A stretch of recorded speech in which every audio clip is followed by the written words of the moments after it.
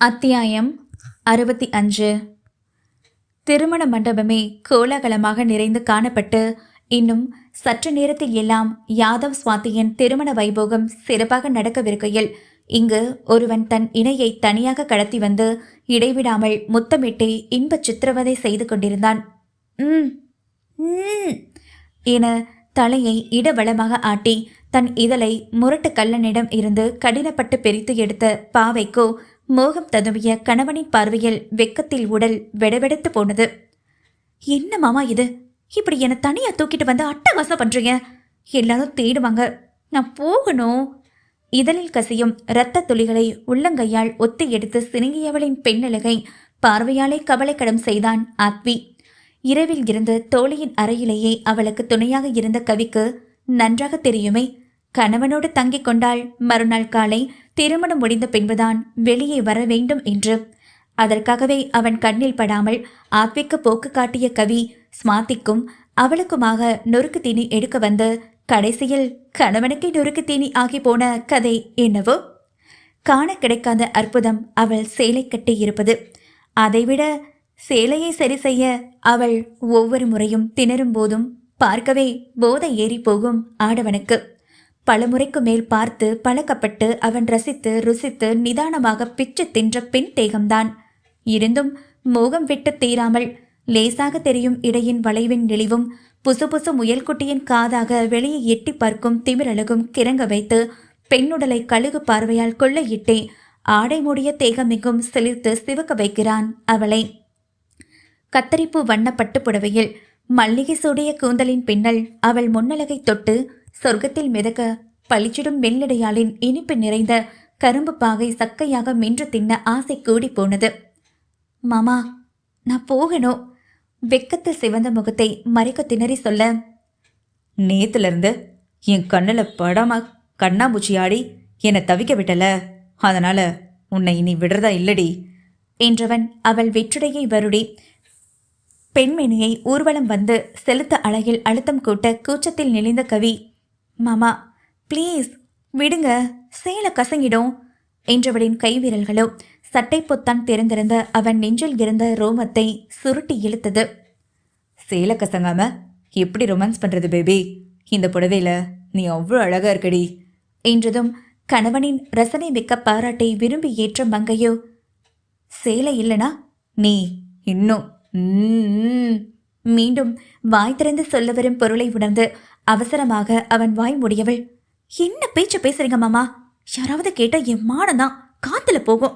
போங்க, ஒழுங்க போய் சமத்த பையனா வேலைய பாருங்க. கல்யாணம் முடிஞ்சதும் நம்ம விஷயத்துக்கு வரலாம் என்றாள் அதட்டல் தொனியில். நமக்கு தான் கல்யாணம் முடிஞ்சிருச்சேடி, அப்புறம் என்ன?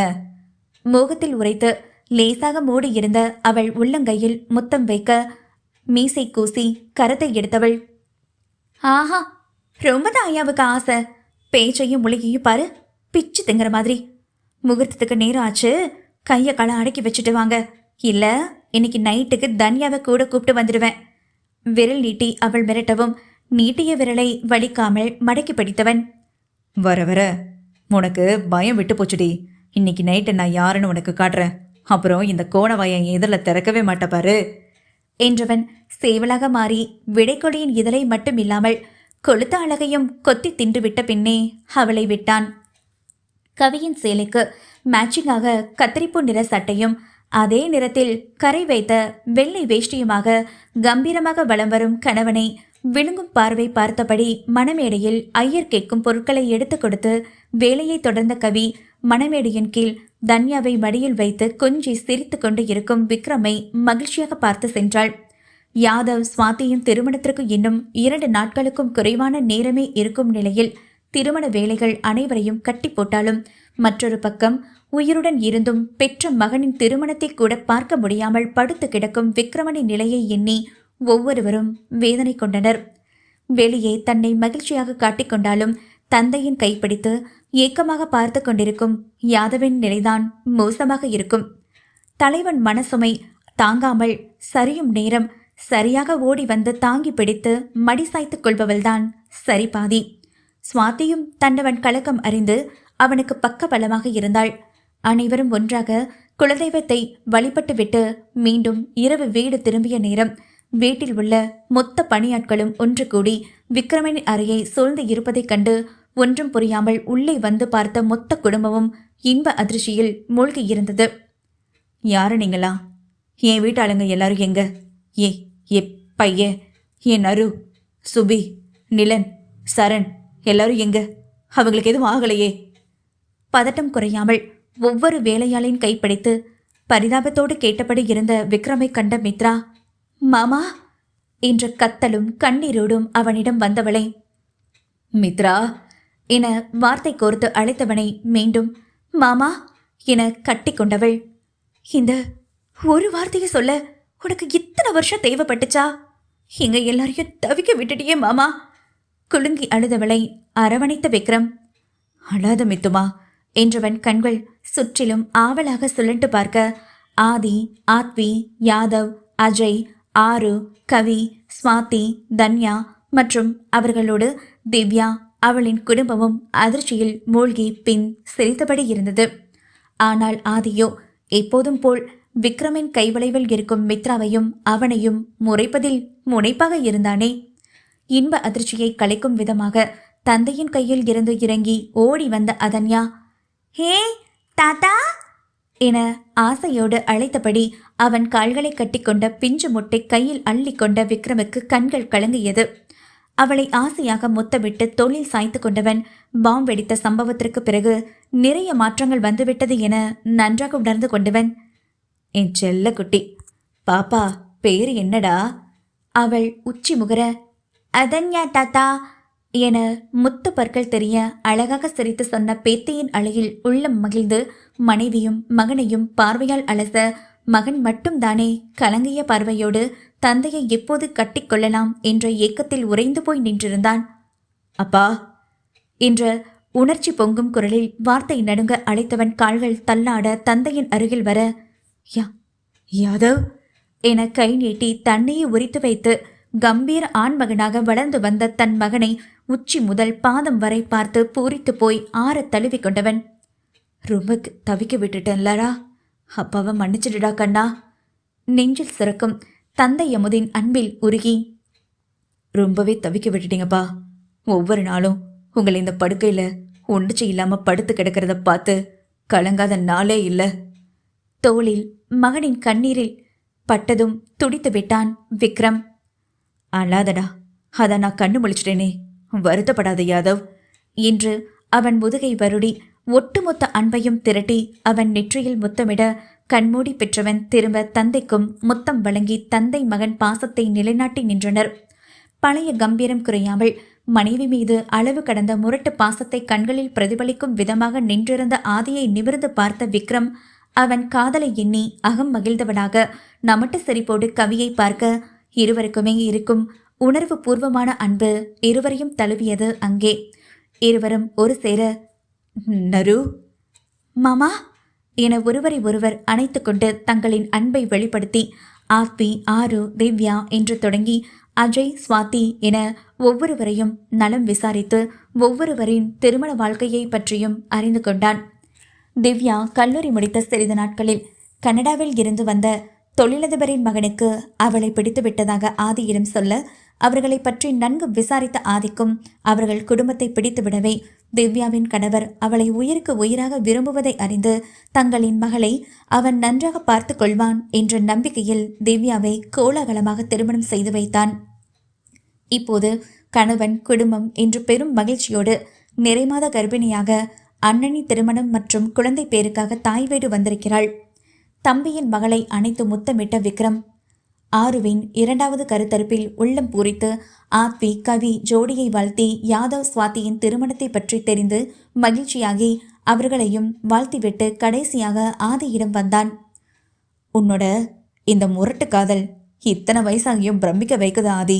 ஆனா உன்னோட இந்த பயம் என்றதும், என்ன என்று ஆதி பற்களை கடிப்பதைக் கண்டு மேலும் இதழ் வளைத்து, இதோ இதோ இந்த பொசசிவ் கலந்த பயந்தேன் எனக்கு ரொம்ப பிடிச்சிருக்கு. கவலைப்படாத, உன் மித்து பேபிய யாரும் கொத்திட்டு போக மாட்டாவ. அவனை கட்டிக்கொண்டு காதில் கிசுகிசுக்க ஆதிக்கும் மெல்லிய சிரிப்புடன் வெக்கம் தோன்றி மறைந்தது.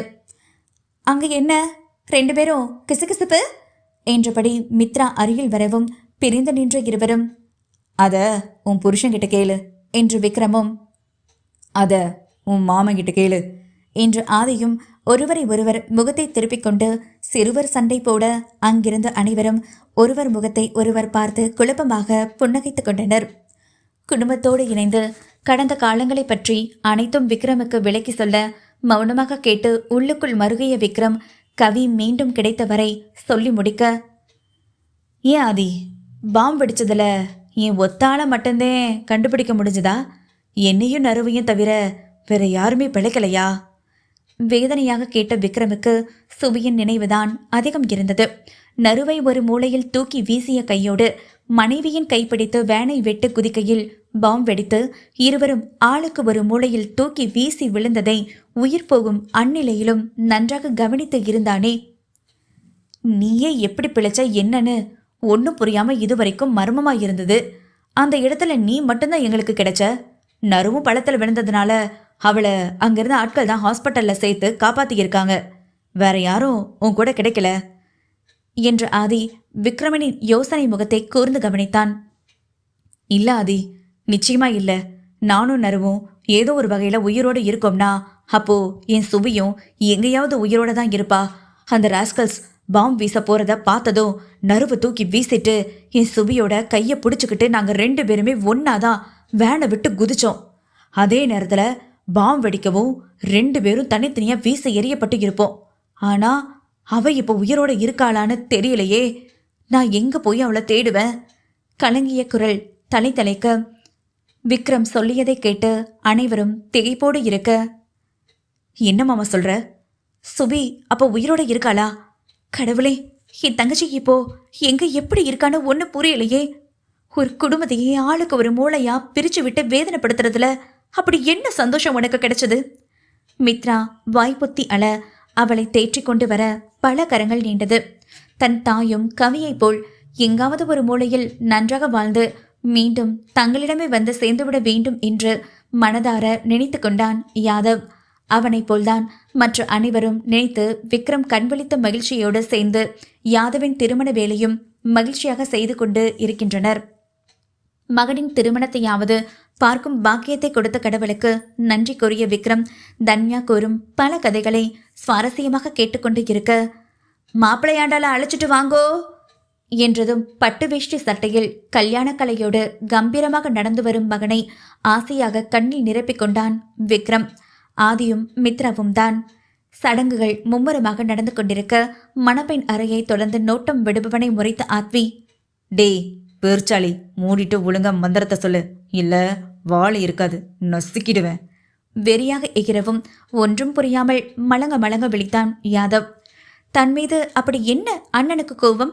சிறு வயதில் இருந்தே முறைப்பதும் அடிப்பதும் என்று இருப்பவன் யாதவை பிடிக்கவில்லை என்று அவன் மேல் மறைமுகமாக காட்டும் பாசத்தை நன்கை உணர்ந்து வைத்திருந்தாலும் அவன் கோபம் என்னவென அறிந்து கொள்ள வேண்டும் என்று நினைத்தவன், அண்ணா ஒரு நிமிஷம் என குனியும்படி சைகை செய்ய, என்னடா? கடுகு வெடிப்பதைப் போல் அவனிடம் குனிந்தான் ஆத்வி. ஏனா நானும் கேட்கணும்னு பார்க்குறேன். ஆனா உன்னோட இந்த ரெட் சில்லி சாஸ் மூஞ்சியை பார்த்ததும் கேட்காம பயந்து அப்படியே போயிடுறேன். சன்னமாக பூடகம் பேசியவனை முறைக்காதனா, அப்புறம் கேட்க வந்ததை மறந்துடுவேன். பாவமாக சொல்லவும் வந்த சிரிப்பை அடக்கிக் கொண்டவன், என்ன கேட்கணுமோ சீக்கிரம் கேளு. எனவோ தனக்கே திருமணம் போல் அப்படி பரபரத்தான் ஆத்வி. சின்ன வயசுலேருந்தே நீ எதுக்கு என் மேலே கோவமா இருக்க? அதுவும் கடந்த சில சமீப காலமா ரொம்ப கோபம். என்னை பார்க்கக்கூடாதுன்னே யூஎஸ் போயிருக்க. ப்ளீஸ் இப்போவாது சொல்லுண்ணா. இத்தனை வருஷமா என் முகத்தை கூட பார்க்காம இருந்து கஷ்டப்படுத்தின மாதிரி இப்போவும் பதில் சொல்லாம என்னை கஷ்டப்படுத்தாத. தனது நீண்ட நாள் சந்தேகத்தை கேட்டவன் அவன் பதிலுக்காக ஆவலாக ஆத்வியின் முகத்தை பார்த்தான் யாதவ். அந்த கேள்வியில் அதுவரை இயல்பாக இருந்த ஆத்வியின் முகம் பலவிதமான உணர்வுகளை கொண்டு தனக்குள்ளே மறைத்து வெளியே இறுகியவன், தேவையில்லாம பேசி கல்யாணமோட ஸ்பாயில் பண்ணாத யாதவ். முதல்ல கல்யாணம் முடியட்டும், அப்புறம் எதுவாக இருந்தாலும் பேசிக்கலாம். அங்கிருந்து விலகி சென்றவனை புரியாமல் பார்த்து கொண்டிருந்தான் யாதவ். சற்று நேரத்தில் எல்லாம் மணப்பெண்ணை ஐயர் அழைக்க தங்க நிறத்தில் பட்டு சேலை உடுத்தி தங்கத்தாலே ஆபரணங்கள் அணிந்து புதுப்பெண்ணிக்கு உரிய வெக்கத்தோடு பொற்பாதம் தரைக்கும் வலிக்காமல் மெல்ல நடந்து வந்து தன் அருகில் அமர்ந்தவளை பார்வையாலே விளங்கிவிட்டான் யாதவ். வெட்கத்தில் முகம் சிவந்து போன மங்கையை ரசித்து அடிக்கடி இடித்து அவளை நெளிய வைத்தபடியே இருவருமாக ஐயர் கூறும் மந்திரம் சொல்ல தாலியை அனைவரிடமும் ஆசி வாங்கி வந்த கவி ஐயரிடம் கொடுத்த சற்று நேரத்தில் எல்லாம் நாதஸ்வர கெட்டி மேளம் வாசிக்க சொந்த பந்தங்களின் ஆசிர்வாதத்தோடு ஸ்வாதியின் கழுத்தில் மங்களான் சூடி மனம் கொண்டவளையே தன்னவளாக்கி கொண்டான். ஆதி, மித்ரா, விக்ரம் மற்றும் பெரியவர்களின் காலில் விழுந்து ஆசிர்வாதம் வாங்க மனமார்ந்த வாழ்த்துக்களோடு தம்பதிகளை அணைத்து உச்சி முத்தமிட்டனர். தோழியை கட்டி அணைத்து தனது அளவு கடந்த மகிழ்ச்சியை வெளிப்படுத்தினாள் கவி. விளையாட்டாக எப்போதும் பேசிக்கொள்ளும் சில வார்த்தைகளுக்கு நிச்சயம் மகத்துவமான சக்தி உண்டது. கவி எப்போதும் சொல்லுவாள், ஸ்வாதி நீயும் ஒரே வீட்டில் தான் வாழ போகிறோம் என்று. அதற்கு ஸ்வாதியும், அதுக்கு நீயும் நானும் அண்ணன் தம்பி தான் கட்டிக்கிட்டு ஒரே வீட்டில் வாழணும் என அவளும் விளையாட்டாக சொல்லி செல்வாள். அப்போது அவர்கள் உணர்ந்திருக்கவில்லையே, அதுதான் உண்மையாக எதிர்காலத்தில் நடக்கவிருக்கும் விடயம் என்று. சம்பிரதாயங்கள் நிறைவாக முடிந்ததும் அனைவரும் மகிழ்ச்சியாக வீடு திரும்பினர். ஆரத்தி, பால், பழம் சம்பிரதாயங்கள் முடிந்து இருவரையும் ஓய்வு எடுக்க அனுப்பி வைக்க தன் இணையை செல்மிஷத்தால் கூச வைத்த யாதவ் காண சென்றதோ ஆத்வியைத்தான். மௌனமாக கைகட்டி நின்றிருந்தவனை தானும் அமைதியாக வெறித்தவன். அண்ணா, இப்படி அமைதியாக இருந்தா என்ன அர்த்தம்? என் மேலே என்ன கோவம்னு சொல்லிட. உன்கிட்ட ஆசையாக பேச வரும்போதெல்லாம் நீ முகத்தை திருப்பிக்கிட்ட போகிறது எனக்கு ரொம்ப கஷ்டமாக இருக்கு. என் கல்யாணத்துக்கு நீ 1000 பரிசு கொடுத்த, ஆனால் அது எதுவும் உன்னோட அன்பான வார்த்தைக்கு இணையாகுமா என்றவன் பாய்ந்து ஆத்வியை அணைத்து கொள்ளவும் உள்ளுக்குள் ஊற்றெடுக்கும் மகிழ்ச்சியோடு தானும் அரவணைத்து கொண்ட ஆத்வி, சின்ன வயசுலேருந்தே உன்னை பிடிக்காதுதான், இப்போவும் அப்படிதான்டா. அதுக்காக உன்னைய கண்டுக்காம அப்படியே நான் விட்டதில்ல. வெளுத்ததெல்லாம் பாலுன்னு நம்புற குணம் உனக்கு. அப்படிதான் உன் கூட ஃப்ரெண்டுன்னு முகமூடி சுத்தின அந்த தர்ஷினியை முழுசா நம்பின என்றதும் புருவம் இறங்க அண்ணனை பார்த்த யாதவ், ஆமாண்ணா, எப்பவும் என் பின்னாடியே வால் மாதிரி சுத்தினவ திடீர்னு ஆள் அட்ரஸே இல்லாமல் காணாமல் போயிட்டா. நானும் பிஸ்னஸை கையில் எடுத்ததால அவளை பற்றி மறந்தே போயிட்டேன். இப்போ நீ சொன்னதுதான் அவள் ஞாபகமே எனக்கு வருது. ஆமாம், அவள் எங்கே இருக்கா, எப்படி இருக்கா, அவளை பற்றி உனக்கு ஏதாவது தெரியுமா? கூடவே இருந்த தோழி காணாமல் போன வருத்தத்தில் கேட்டான். நிர்மலமான முகத்தோடு அவனை கண்ட ஆத்வி, செத்து போனவ எங்கே இருப்பா? மேலோகத்தில் ஜாலியாக இருப்பா. கைகளை முறுக்கிக் கொண்டு நக்கலாக ஆத்வி சொன்ன விதம் ஏதோ ஒன்று தனக்கு தெரியாமல் நடந்திருப்பதை உணர்ந்து கொண்டவன் அடுத்தடுத்து அவன் சொன்னதை கேட்டு உணர்ச்சி துரைத்த முகத்தோடு மனதில் பரவிய வழியோடு நின்றான். யாதவ் கலகலப்பான பையன் என்பதால் பள்ளி காலத்தில் இருந்தே நிறைய நண்பர்கள் அவனுக்கு. அதில் ஒருத்திதான் தர்ஷினி, நல்ல தோழி. அப்படித்தான் யாதவ் நினைத்து பழகினான். தனக்கு பிறந்தநாள் என்று அனைத்து நண்பர்களையும் அழைத்த தர்ஷினி அவனையும் வற்புறுத்தி அழைக்கவே போகக்கூடாது என்று ஸ்ட்ரிக்டாக சொன்ன அன்னையிடம் கெஞ்சி கூத்தாடி சென்றதை கண்டும் காணாமல் இருந்தான் ஆத்வி. இரவு பார்ட்டி, ஆட்டம், பாட்டம் என்று பெரிதாக நடந்து கொண்டிருக்க மன்மதனாக வலம் வந்த யாதவை தர்ஷினியும் அவளின் தோழிகளும் வன்ம பார்வை பார்த்து அவன் குடிக்கும் ஜூஸில் மயக்க மருந்தை கலந்து தனி அறைக்கு கடத்திவிட்டனர். மயங்கி விழுந்து கிடந்த யாதவை கண்டு தர்ஷினிக்கு அப்படி என்ன கொடூர வன்மமோ! தன் கையில் இருந்த பெரிய சிரிஞ்சில் சிவப்பு நிறத்தில் இருந்த இரத்த மாதிரியை எடுத்து ஏற்றி அதனை அவன் உடலில் அதை செலுத்த போன நேரம் பட்டன காலால் எட்டி விட்ட உதையில் இரத்தம் நிரம்பிய சிரிஞ்சி ஒரு மூலையில் விழுந்ததில் கையை உதறிக்கொண்டு அதிர்ச்சியான தர்ஷினி புதிதாக வந்திருந்த ஆத்மியை கண்டு பயந்து போனாள். ஏய், யார் நீ?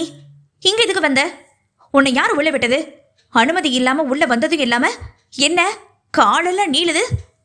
வெறி நாயாக கத்தியவளை சீற்றம் குறையாமல் கண்ட ஆத்வி, ஏய், எதுக்காக இவனை இங்க படுக்க வச்சிருக்க?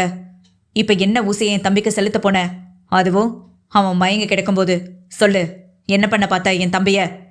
கை சட்டையை மடித்து விட்டபடி கர்ஜனை குரலில் மிரள வைக்கவும் அவன் என் தம்பி என்றதிலேயே தர்ஷினி உடல் உதறி போனாள்.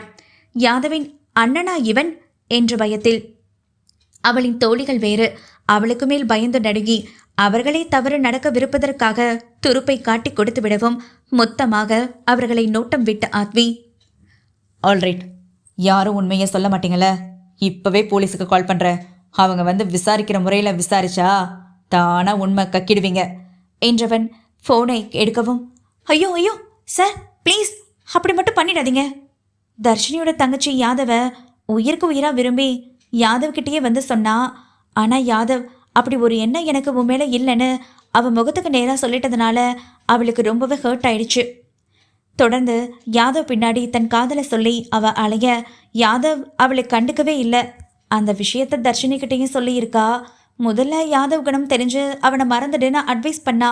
ஆனால் அவள் தங்கச்சி அதையெல்லாம் கேட்குற மனநிலையில் எப்போவோ தாண்டிட்டா சார். பைத்தியமா அவனை காதலிச்சவ ஒரு கட்டத்தில் அவன் ஞாபகம் அதிகமாக வந்து அவனை மறக்க முடியாமல் போதைக்கு அடிமையானவளை யார் யாரும் மிஸ்யூஸ் பண்ணி அவள் வாழ்க்கையவே நாசம் செஞ்சுட்டாங்க.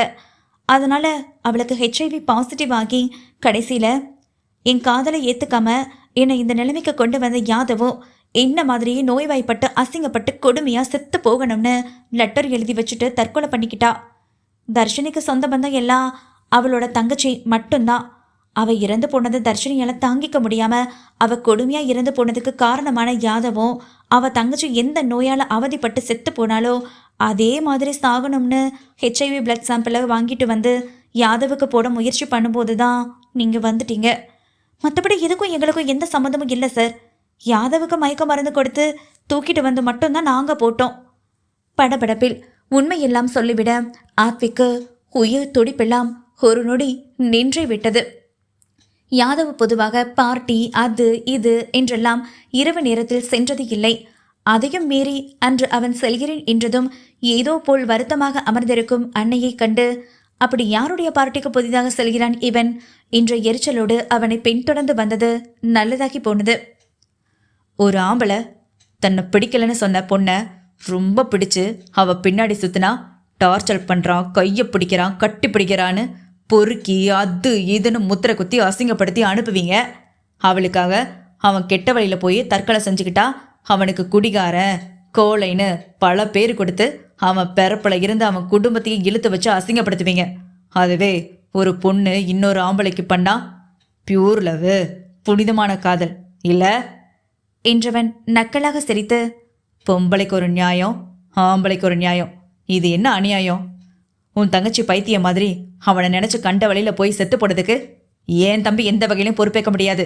செத்து போனவளை நினச்சி உன் வாழ்க்கையை கெடுத்துக்காத.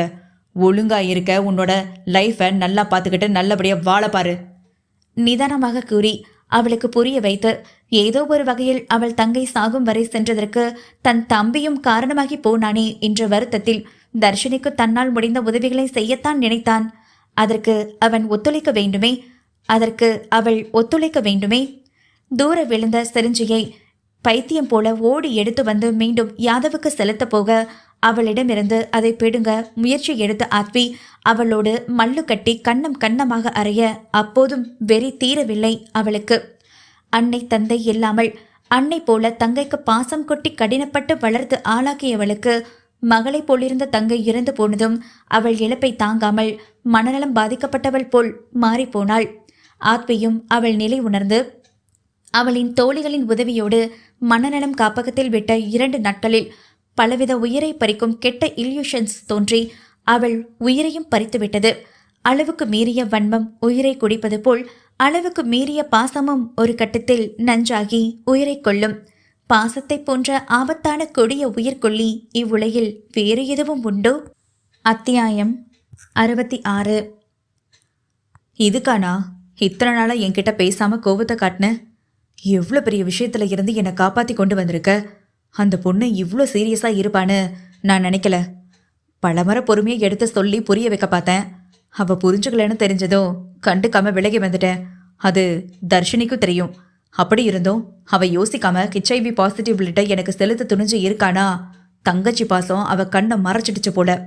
2 பேருமே நல்ல பொண்ணுங்க. அவங்க உயிர் போக நானும் ஒரு காரணமாக மாறிட்டேன்னு நினைக்கும் போது ரொம்பவுமே வருத்தமாக இருக்குண்ணா. என்னதான் நீ என் மேலே கோவத்தை காட்டினாலோ அதே அளவுக்கு பாசமாக வச்சிருக்கேன்னு எனக்கு நல்லா தெரியும். ஆனா ஏன் அதை நேரா வெளிப்படுத்த மாட்டேங்கிறேன்னு தான் புரியல. வருத்தமாக கூறிய யாதவை சலனமின்றி பார்த்த ஆத்வி, இதோ இந்த வருத்தம் கூடாதுன்னு தான் சொல்லாம விலகி போனேன். அதே நேரம் உன்னோட இந்த இலகிய குணம் இருக்கே, எனக்கு சுத்தமா பிடிக்கல யாதவ். நம்ம யார் கூட பழகினாலும் ரொம்பவுமே உஷாரா இருக்கணும். நம்பிக்கை துரோகம் செஞ்சு முதுகுல குத்துற நிறைய பேர் வருஷ கட்டி காத்திருக்காங்க என்றவன் அவள் தோள் தட்டி, எந்த விஷயத்துக்கும் ஃபீல் பண்ணாத. நீ வருத்தமா இருந்தா எனக்கு பிடிக்காது, உன்னையும் சேர்த்துதான் என விரைப்பாக கூறி அவனை அணைத்துவிட்டு முன்னால் நடக்கவும் ஆத்வியின் பேச்சில் குளிர்ந்து குதுகலித்து கடைசி வார்த்தையில் குழம்பி நின்றவன், நான் அதிகமா வருத்தப்பட்டதே நீ என் கூட சகஜமா பேசுறன்னு தானா? இனிமே பேசுவியா?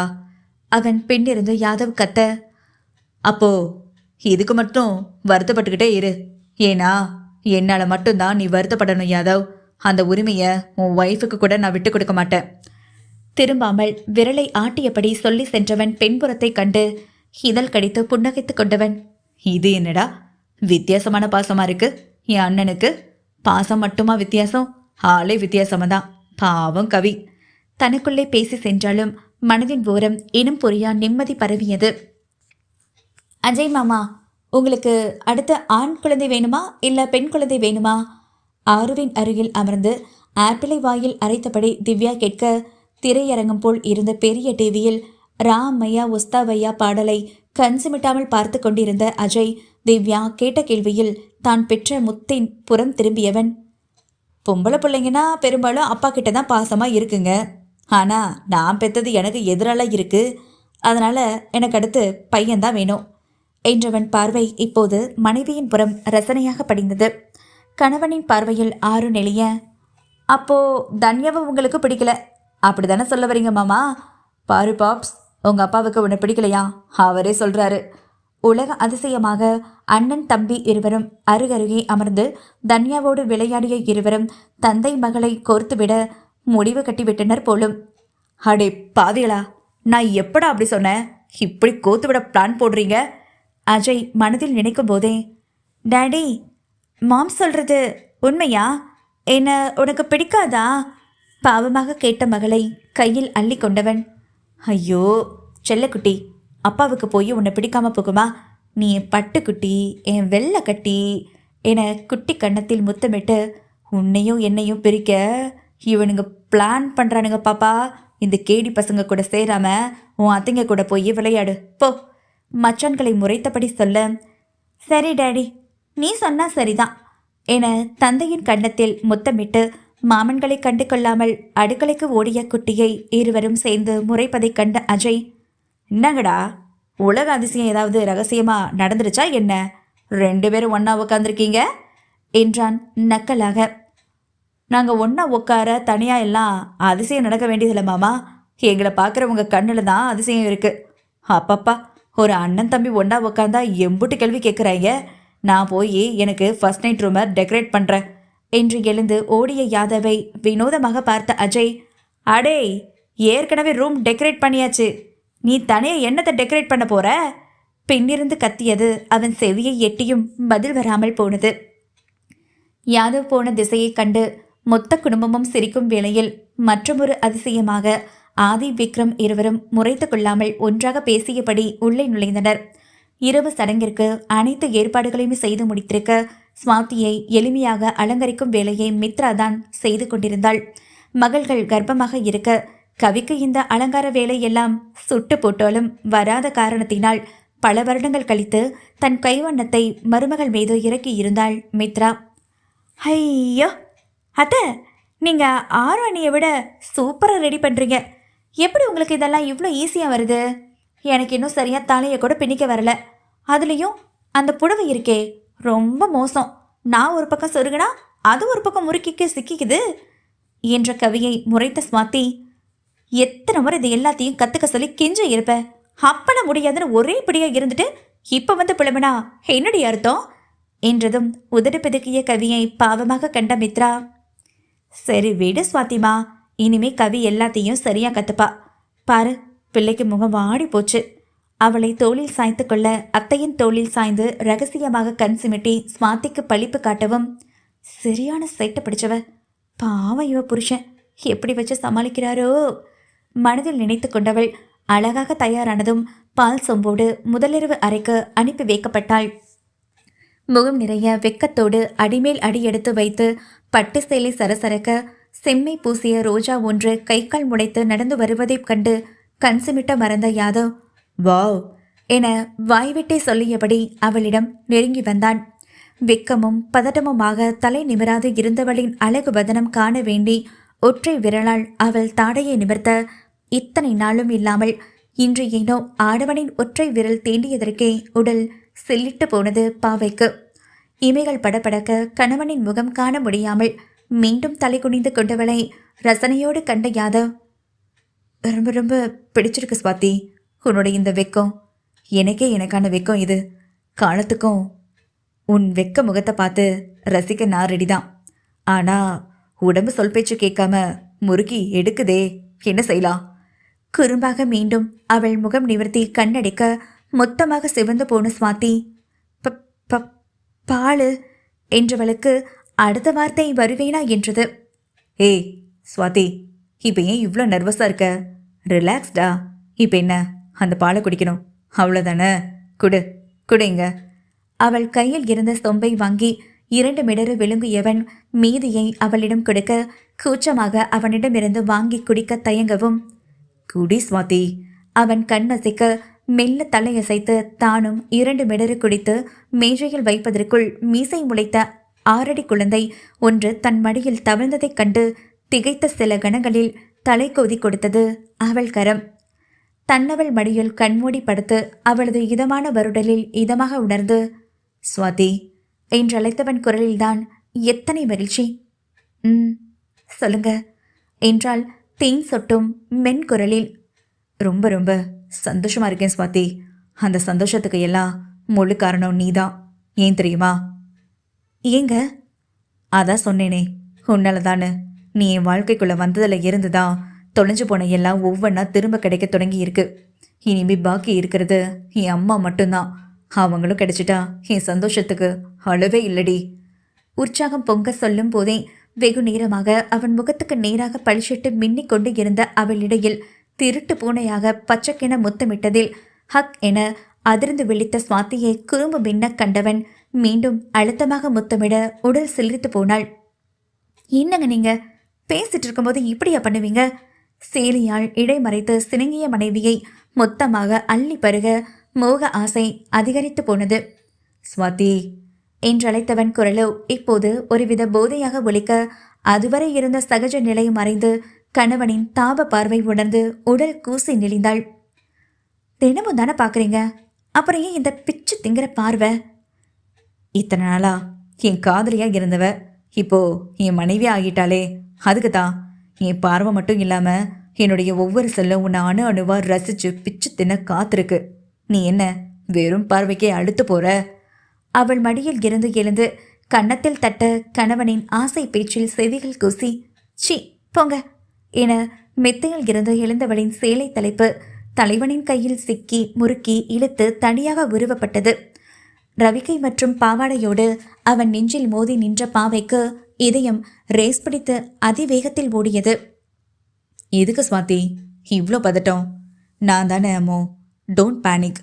அவள் தோளில் தாடை பதித்து அங்கேயே சிறு சிறு முத்தங்கள் வைத்து அவள் காதில் கிசுகிசுக்க அவன் மீசை முடி குறுத்து கழுத்தை வளைத்து இதழ் கடித்து சிவந்தவள், கூசுது, முகத்தை எடுங்க ஸ்வாதி திணறலாக சொல்லும் போதே அவன் தடித்த கரங்கள் அவள் மென் வயிற்றில் படர்ந்து உள்ளங்கை சூட்டை இதமாக பரப்ப உணர்ச்சியின் பிடியில் கொதித்து போனாள் மங்கை.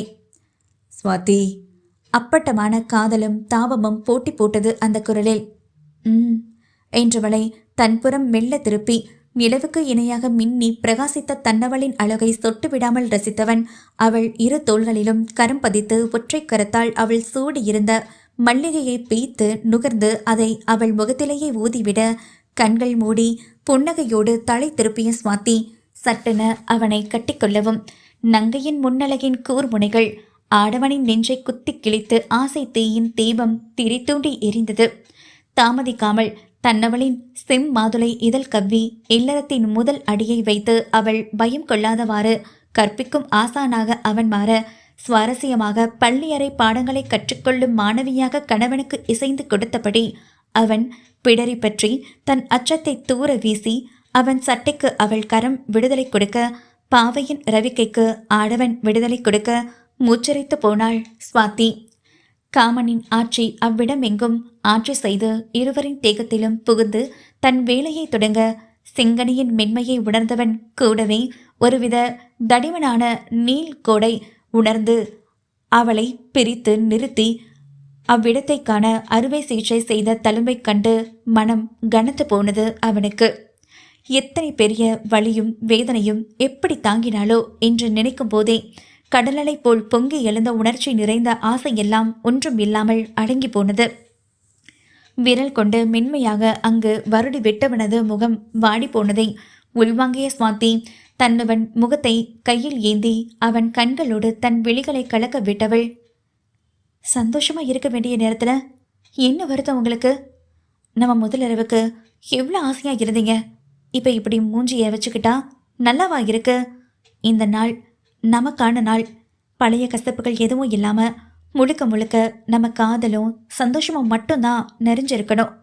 நீங்க என்கிட்ட காதலோட எல்லை மீறி போற சேட்டை பிடிச்ச லீலைகளுக்கு வெக்கத்தை விட்டு காத்துட்ருக்கேன். நீங்க இப்படி இருந்தா இந்த தலைமையை பார்த்துக்கிட்டு ஃபீல் பண்ணிக்கிட்டு இருக்க போறீங்களா என்ன? மனைவியின் கிசுகிசுப்பான அந்தரங்க பேச்சில் இப்போது வெக்கம் கொண்டது என்னவோ யாதவ்தான்.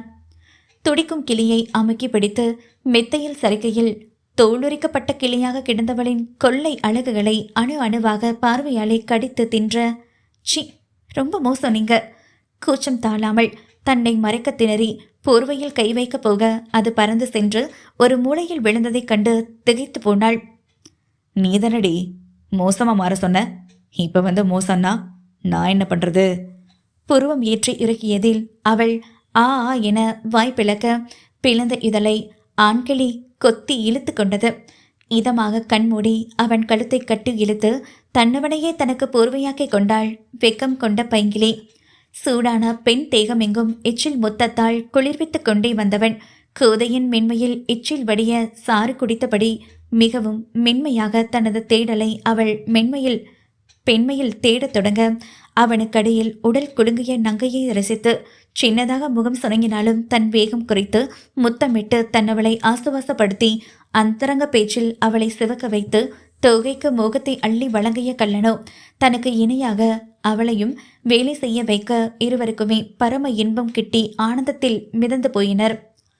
உணர்ச்சியின் பிடியில் கணவனின் ஆட்டத்தில் சுகமுணங்களோடு அவள் இடை தூக்கி நெளிய தேன் சிந்தும் தாமரை கிண்ணத்தில் தென் குடிக்கும் வண்டாக கொண்டு அவன் சுக போதையில் உறிஞ்சி இழுக்க இன்ப சுகத்தில் துடிதுடித்து போனவள் அவன் பிடரி மயிர் பற்றி தன்னோடு இழுத்து தன் இதழை அவன் இதழோடு பொருத்தி கொண்டாள் வெக்கம் கொண்ட மங்கை. அகர்பத்தி மனமோடு காதலும் மோகமும் அவ்வரை எங்கும் நிரம்பி வழிய பாவையின் செல்ல சினுங்களின் சத்தமும் ஆனவனின் முச்சரிக்கும் முத்த சத்தமும் ஒன்றாக கலந்து அவர்களின் இல்லற வாழ்க்கைக்கு இனிப்பு சுவை சேர்த்து இனிய காதல் கீதங்களாக இசைத்து மகிழ்ச்சியை அள்ளி இறைத்து கொண்டிருந்தது. அப்புறம் அசோக், நம்ம புது பிரான்ச்சுக்கு வேற நேம் ரெடி பண்ணியே இருக்கேன், அதை ஃபிக்ஸ் பண்ணிக்கலாம். நாளைக்கு நான் மும்பை போகிறதுக்கு முன்னாடி ஆஃபீஸ்க்கு வந்துட்டு தான் போவேன். நீ அதுக்கான அரேஞ்ச்மெண்ட்ஸ் எல்லாம் சரியாக செஞ்சு வை. பால்கனியில் நின்று ஃபோனில் நண்பனோடு கதைத்து கொண்டிருந்த ஆத்வி எதார்ச்சியாக திரும்பவும் கண்ட காட்சியில் கண்கள் பளபளத்து திகைத்து நின்றவனாக, டே மச்சி, ஐ கால் யூ லேட்டர்டா என அவசர தன்மையில் அழைப்பை துண்டித்து தன் எதிரே நடந்து வரும் தென்றல் பெண்ணை மேலிருந்து கீழாக ரசித்து பார்த்தான். தேர் போல் தன்னவளை சுற்றி வந்து, ஏய் ஜில்லு, என்னடி இது புது கோலம், பார்க்கவே செம்மையா டெம்டிங் பண்ணுறிய பேபி. கருப்பு நிற ஸ்லீவ்லெஸ் லோ நெக் ஜாக்கெட்டில் கருப்பு நிற நெட்டட் சாரி ஒற்றை பக்கமாக மடிப்பெடுக்காமல் சரிய விட்டு கட்டியபடி ஃப்ரீ ஹேரில் உச்சி நெற்றியில் பளிச்சிடும் குங்குமமும் மஞ்சள் தாலி கழுத்தை அலங்கரித்து அசத்தலாக இருந்த மனைவியை கண்டு போதை ஏறி போனது ஆடவனுக்கு. திவ்யா தான் இதை எனக்கு கொடுத்து அவளே கட்டிய விட்டா. இந்த ட்ரெஸ்ல நான் எப்படி இருக்கேன் மாமா, நல்லா இருக்கேனா? ஏற்கனவே கணவன் அவளிடம் மயங்கி விட்டதை அறியாத பூவை அவன் வாய் வார்த்தையாக ஆவலாக காத்திருக்க அவன்தான் சேலை மறைக்காத பாகங்களை எல்லாம் தன் உதடுகளால் திறந்து மனைவியை மொத்தமாக ஆராய்ச்சி செய்யும் எண்ணத்தில் இருந்தானே. மாமா, மாமா, உங்களை தான் கேட்குறேன், நான் நல்லா இருக்கேனா? உங்களுக்கு பிடிச்சிருக்கா? ஆசையோடு அவன் முகத்துக்கு நேராக கையசைக்க அசைத்த கையை அப்படியே பிடித்து தன் நெஞ்சோடு இழுத்து கொண்டவன், மேலோட்டமாக பார்த்துட்டலாம், என்னால் தீர்ப்பு சொல்ல முடியாது பேபி என்றவனின் சூடான பேச்சில் கண்ணம் சிவந்த பாவையின் சேலை காற்றில் பறக்க அவனோடு கட்டியில் கரைந்து போனாள் மெல்லிய வஞ்சிய கொடி. மறுநாள் பொழுது கோலாகலமாக விடியல் பூத்திருக்க சுவாத்தியை விடாமல் சுற்றி வந்த யாதவை கண்டு அங்கிருப்போர் நமட்டு சிரிப்போடு கடந்து சென்றனர். அவர்கள் சிரிப்பதைக் கண்டு சங்கடமாக உணர்ந்தாலும் விடாமல் தன்னை சுற்றி வரும் கணவனை செல்ல முறைப்போடு தள்ளி வைத்த சுவாதி குடும்பத்திற்கும் கணவனுக்கும் பிடித்த மாதிரியான உணர்வுகளை சமைத்து சுவாதி அசத்திவிட்டாள் என்றால், தோழி சமைத்ததை உண்டே அசத்திவிட்டாள் கவி. அலுவலகம் சென்று மேற்பார்வையிட்டு சிறிது வேலைகளையும் முடித்து வந்த ஆத்வி மும்பை செல்ல தயாராகிவிட குடும்பத்தை விட்டு செல்ல மனமே இன்றி கண்ணீரோடு கணவனின் கைப்பிடித்து சென்றவளை மொத்த குடும்பமும் உச்சி முகர்ந்து அனுப்பி வைத்தது. மகிழ்ச்சியோடு சென்ற கணவன் மனைவி இருவரும் நகமும் சதியுமாக வாழ்ந்து வந்த வேளையிலே திடீரென்று அவர்கள் இல்வாழ்க்கையில் புயலடித்தாள். அசதியாக அலுவலகம் விட்டு இரவு வீடு வந்து மனைவியை தேடியவனுக்கு அவள் சம்பந்தப்பட்ட அனைத்தும் இருந்தது அவள் ஒருத்தியை தவிர. கூடவே அவளின் முத்தான கையெழுத்தால் நிரம்பி இருந்த கடிதம் ஒன்று மேஜையில் பல்லிழைக்க மனதில் ஏதோ தவறாக அலாரம் அடித்தது. கரம் நடுங்க அதனை எடுத்து பிரித்து படித்தவன் தலையில் இடி விழுந்த உணர்வோடு நிற்க முடியாமல் கால்கள் தள்ளாட மடங்கி அமர்ந்தவனுக்கு தன்னை மீறியும் மெல்லமாக கண்ணீர் பெருகியது. கண்ணீரோடு சேர்ந்து இப்படி ஒரு முடிவெடுத்து தன்னை தனியாக தவிக்கவிட்டு சென்றவளின் மீது கோபமும் வெறியும் ஒரு சேர பெருகி மீண்டும் அவள் கையில் கிடைத்தால் கண்ணம் கண்ணமாக அரைந்தே கொள்ளும் வெறியோடு இருந்தவன் அவள் எழுதியிருந்த வார்த்தைகளை மீண்டும் மீண்டும் படித்து பார்த்து மொத்தமாக உடைந்து போனான் ஆத்வி. அத்தியாயம் 67. தெரியாத பயணம் புரியாத நிலையில் கல்லாக இறுகி ரயில் ஒன்றில் ஏறி அமர்ந்தவள்தான். அந்த ரயில் எங்கு செல்கிறது என்றெல்லாம் தெரியாது. தொலைந்து கிடைத்த சொந்தங்கள், உயிர் தோழி, மனம் மயக்கிய காதல் மணாளன் இன்று அனைவரையும் மொத்தமாக உதறிவிட்டு தனியாக செல்கிறாள் மனம் வெறுத்த நிலையில். தேவைக்கேற்ப 4 செட்டு உடைகள், சர்டிஃபிகேட்ஸ், செலவுக்கு சிறிது பணம், அதுவும் திருமணத்திற்கு முன் அவள் சம்பாதித்தது. அவ்வளவுதான் அவள் கணவன் வீட்டில் இருந்து எடுத்து வந்தது என்று சொன்னால்தான் அபத்தம். வேறு என்னென்ன எடுத்து வந்தாலோ. கடைசி ரயில் நிறுத்தம் வந்தும் ஜன்னல் கம்பியில் தலை சாய்த்து கண்கள் மூடிய நிலையில் அமர்ந்திருந்தவளின் கண்களை லேசாக திறந்தாலும் காட்டாற்று வெள்ளமாக கண்ணீர் பெருக்கெடுப்பது உறுதியே. பயணிகளின் சத்தம் பெருமளவு அதிகரிக்க திடுக்கிட்டு கண் விழித்த கவி ரயில் விட்டு இறங்கியதோ விஷால் வசிக்கும் ஊர்தான். யதார்த்தமாக தொடங்கிய பயணம் மீண்டும் அவளை இங்கே கொண்டு வந்து நிறுத்தியிருக்க எதையும் உணராத நிலையில் கால் போன போக்கில் நடந்தவளின் கண்களோ கண்ணீரை சொரிந்து கொண்டே இருக்க மொட்டை வெயிலில் மெல்ல மெல்ல சாலை மங்கி ஒரு கட்டத்தில் மயங்கி விழுந்த கவி மீண்டும் அவள் கண் விழிக்கையில் அவள் எதிரில் இருந்தவர்களோ விஷாலும் அவன் அன்னையும். கவி, எப்படி இருக்கமா? தனியா இங்கு எப்படி வந்த? சுவாதியும் வந்திருக்காளவும் கூட? பதட்டமாக கேட்டபடி அவள் தலை வழுறினார். விஷாலும் அவன் அன்னையும் சொந்த ஊரை விட்டு வேறெங்கோ சென்று விட்டதாக செய்தி மட்டுமே கிடைத்திருக்க இப்போது தொலைந்த இருவரையும் நேரில் பார்த்த மகிழ்ச்சியை வெளிப்படுத்துவதா, அல்லது வரமாக கிடைத்த சொந்தங்களை யாவும் தெரிந்தே தொலைத்து வந்த துக்கத்தை வெளிப்படுத்துவதா? வழியில மயங்குற அளவுக்கு வீக்கியா இருக்கியே கவி. சுவாதி எங்க? நீ மட்டுமா இவ்வளவு தூரம் பிரயாணம் செஞ்சு வந்த? ஹேய், நான் உன்கிட்ட தான் கேட்குறேன், பதில் சொல்லு. விஷாலும் படப்படத்தில் இருவரையும் மாறி மாறி கலக்கத்தில் பார்த்தாள். ஒரு கட்டத்தில் அழுகையை அடக்க முடியாமல் விஷாலின் அன்னையை கட்டி கொண்டவளாக தங்கள் வாழ்க்கையில் நடந்து முடிந்த அனைத்தையும் கூறி சுவாதிக்கும் தனக்கும் திருமணம் முடிந்தவரை சொல்லி அழுதுவிட்டாள் கவி. ஐயோ, என்னம்மா சொல்ற? அப்போ உங்களுக்கு கல்யாணம் ஆகிடுச்சா? ஆமாம் ஆண்டி. அப்புறம் எதுக்கு எல்லாரையும் விட்டு வந்த?